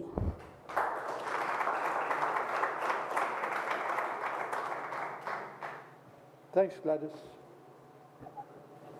Okay, we're coming to the end, and I'd like to, as we have fallen a bit behind time, I'd just like to ask Cleo to come forward with Myrtle Williams. Just to wrap up, and this is about the family healing campaign, and it'll be very brief, I think, because there'll be more of this coming out in the coming days. Thank you, Cleo.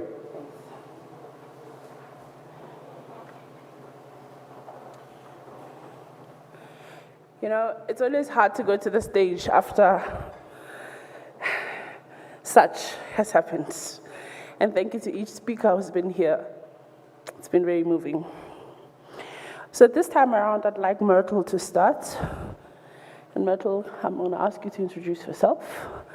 And then I'll come into the end. And just simply says, we've been sitting for the past 2 hours, almost, and listening to the stories of what's been done and the transformation that we have been seeing.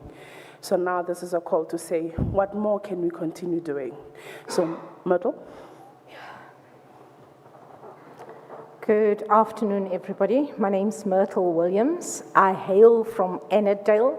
I heard somebody saying that it comes from Sebokeng. I'm not far from there. Well, we're supposed to speak on family healing, but after listening to your testimony, Matlaba, Injan, I am so moved. I am so emotional. I hope I'm going to get through what I want to talk about. My life started about 25 years ago when I left the bank. I'm from corporate, and I decided to start my own business. Starting my own business, I started noticing the community and the actual social ills and troubles that we were in. I then decided, well, I've got a little bit that I can give to a woman or two, and I can help a woman become a better person, because if she becomes a better person, obviously she'll become a better mother, she'll become a better wife, and we can take it from there. I invited 2 ladies to my house, and they came. We had a little bit of a prayer meeting, and after that I spoke to them about the vision that I had. The next Wednesday, they came with 2 more. The next Wednesday, they came with 2 more. Eventually, there were about 50 ladies in my house every Wednesday. And then we decided, okay, let's go to houses and go and see how people live and motivate people in the houses. That's what we did every Wednesday. And then I noticed that most houses that we go to, there's elderly that's looking after themselves, because the children obviously had to go to work. So eventually I asked them, instead of just praying for people, motivating people, can't we look after people? And they said yes. So what's the responsibility? We'll bath, we'll see that they take their medication, we'll see that they're fed, and then we'll just make sure that people are in a better condition. And that is what we did. From there, we started to formalize the thing. I had a little office that we started getting together. They did every Wednesday. Every day I could only do on a Wednesday. And this thing just grew out of proportion, so much so that we had to register. Somebody advised me to register in NPO, and that's what I did. And from there, we bought a little bit of property because Lotto came through for us. We built a little hospice for the ones that couldn't look after themselves at home. And then, obviously, because you're in the community, you see all the ills that happens there. We had to do a feeding scheme because now there's children that doesn't have food when they come from school. We had to look after uniforms because there's ones that comes to the feeding scheme and their shoes are broken, their uniforms is tattered. So it just rolled from there. Eventually, all the omas that was at home, that wasn't in the hospice, we also had to do something for them. And we call them together. They get together every day and they go home again. They dress up now. They've got hope because we're giving them a new hope to life. Saying all this, I need to come to what happened during COVID. One doctor came to me and said, Myrtle, I know that you've got property, you've got space where we can do a respite center to help people, because hospital is Coronationville and Barra, it's a bit far. So by the time we get these patients that can't breathe, we can at least resuscitate them, give them oxygen at your place, and get them to a state where we can transfer them to hospital. I said, no, that's not a problem. And then the doctor got sick. We got the beds and the concentrators and the oxygen machines and things like that. And then the doctor got sick. So when he got sick, the other doctors just pulled out. They said, no, we're not going to do it anymore. But nonetheless, in that time, ladies came to our place. Remember, they couldn't walk the streets. You know, when they're on drugs, they walk the streets all hours of the night, but they couldn't do it then. So they came to us to say, but ek kry pakpryse, it's not nice at home. I don't have a place to stay. Can you guys help us? And that's when we started our gender-based violence and substance abuse shelter for women. I met Cleo about 10 years ago. Now, I come from a so-called colored community, and for those people that don't know much about my community, we are a broken community. There's a lot of things happening in our community. If you talk about genocide, we have genocide on a weekly basis. Just 2 weeks ago, 30 people at the Cape Flats were shot and killed. Last year, 4 people, one of our staff members got shot and burnt out in their cars, 4 of them. On Friday, past Friday, I buried one of my cousin's children, an 18-year-old boy, I'm sure you saw it on the news, where 5 or 7 boys were shot, 2 were killed. One of the ones that was killed was my cousin's little boy. Now, when I say we talk about genocide, the colored community is killing one another. The sad part is, the boys that's killing, or the people that's killing these boys, are from 15 to 18 years old. Our society is sick. Now, when I met Cleo, she came to speak on peace. I myself was a part of that workshop. And even I didn't realize how broken and how hurt I was from where I come from. Because we don't speak about feelings in our communities, or at least 80% of us don't. We don't speak about feelings or where you're at. So you just walk and you carry on. You carry on with life. I just compose myself. Yeah.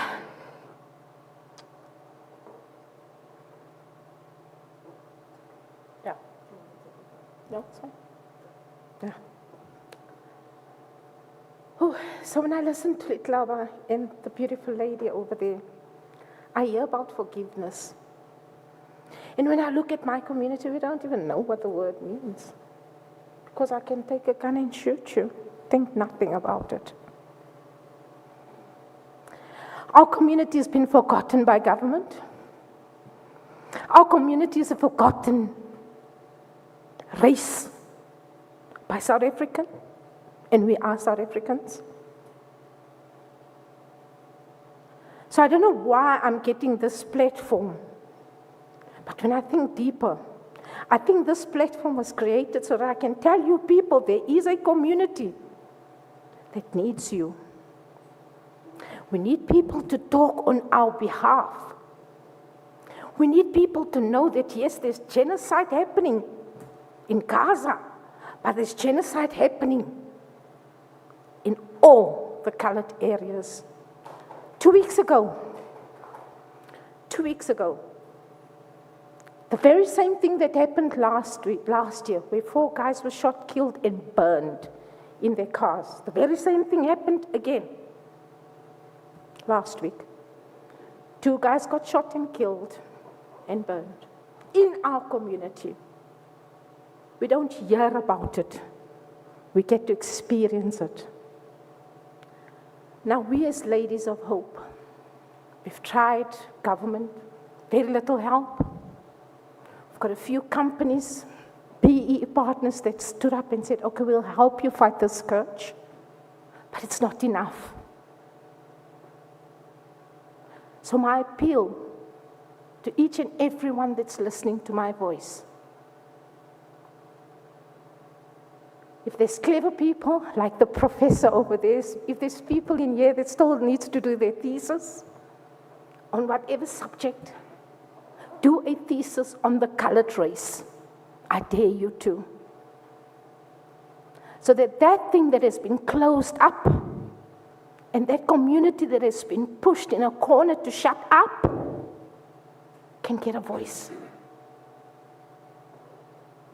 Our families look the way they do because as young boys, they were told, boys don't cry, tigers don't cry. They grow up and the first thing they do is become a gangster. We've got our 10% of the so-called elite colors. But because I'm on the ground, I see the scourge, I see the hatred, I see the abuse, I see the forgottenness. So my appeal to you is, take note of us and help us in our plight. Thank you.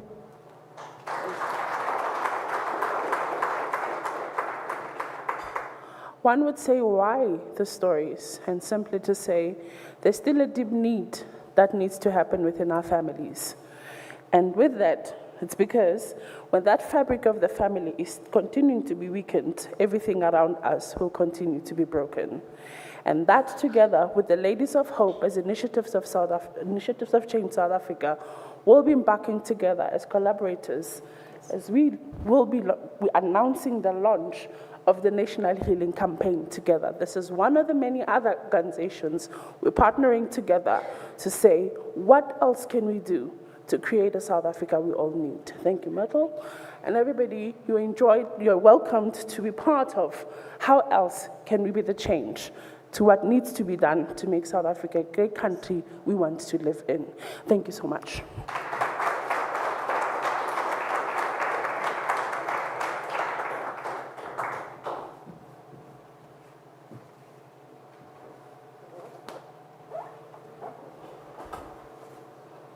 Okay, ladies and gentlemen, thank you for being a good audience and listening to a lot of input this afternoon. And I think when one listens to some of the raw issues that we face, that we have faced, that we still face, as you heard from Myrtle, we realize that healing, inner healing, is a vital foundation for change, for restoration of our community, and for the ability to be operational citizens, as Professor Villencolmore said. We will be in touch. We have your details. Thank you about the Family Healing Campaign. It will not be a short thing. We see it as a 5 to 10 year program to begin to engage with family healing through our network with NGOs and with faith-based organizations to build a momentum until family healing becomes a national priority and is given the resources, the support at a national level that we need. So thank you all, and again, my thanks to not only all who've joined today, but to our honored guests who've left, the ambassador of the Kingdom of Jordan and the Deputy Head of Mission, to our international colleagues from IofC International, to our partners, World Peace Forum, and IofC Africa, and to our sponsors, the Sylvia Zuba Fund, the Foundation for Spiritual and Moral Renewal in Sweden, Initiatives of Change US and New Zealand, who've supported us for this event. And I'd also like to thank Dirk for the live streaming, Yolandi for the photography, to Corne of UNISA for being very helpful in helping us with this venue, and most of all to yourselves. Now, if I may call on Talia just to hand out the awards as a final gesture, awards to the 3 award winners. Thank you. Okay.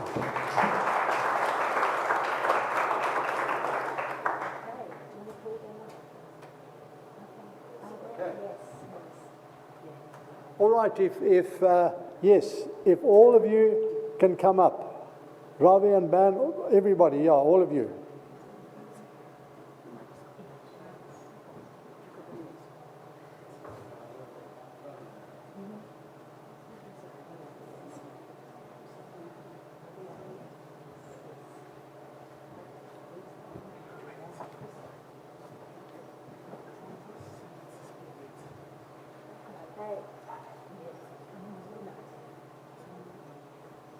Okay, just to give our wonderful winners their trophies now.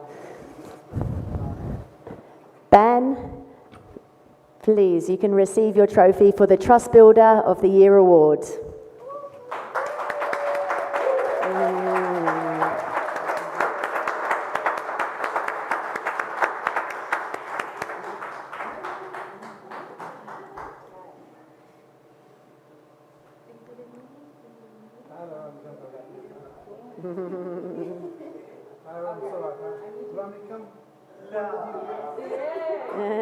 Rami, co-founder Rami.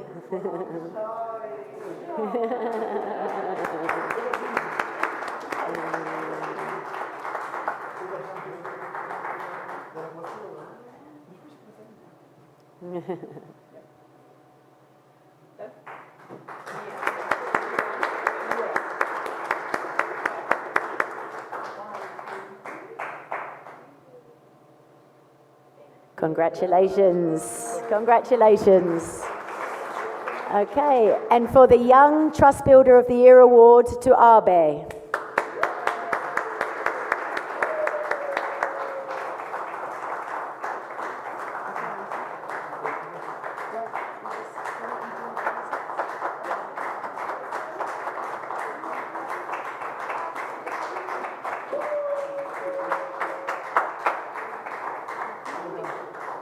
And for Nikatu at home in Nagaland, India, we'll get your trophy to you.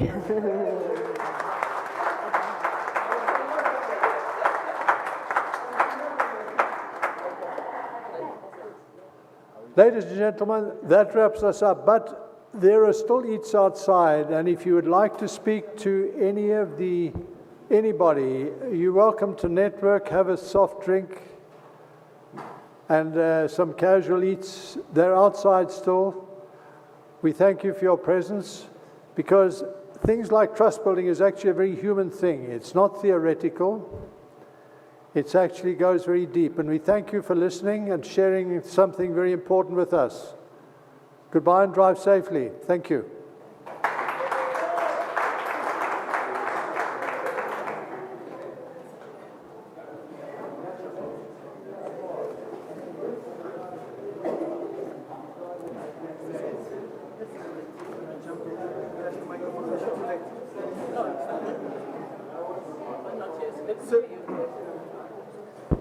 Excuse me, just if I may, I'm sorry to jump in. It's just very briefly, I do want to acknowledge and thank Initiatives of a Change South Africa, starting with Anthony, Cleo, all the team, Gladys, Peter and Meryl, Jackie.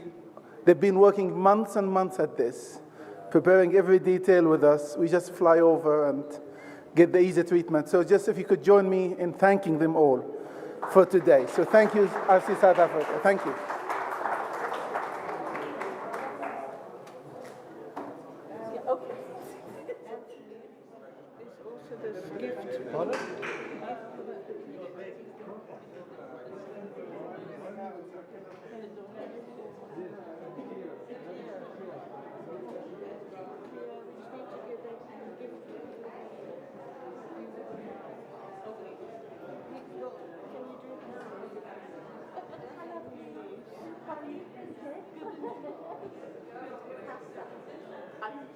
Yes, we can exchange.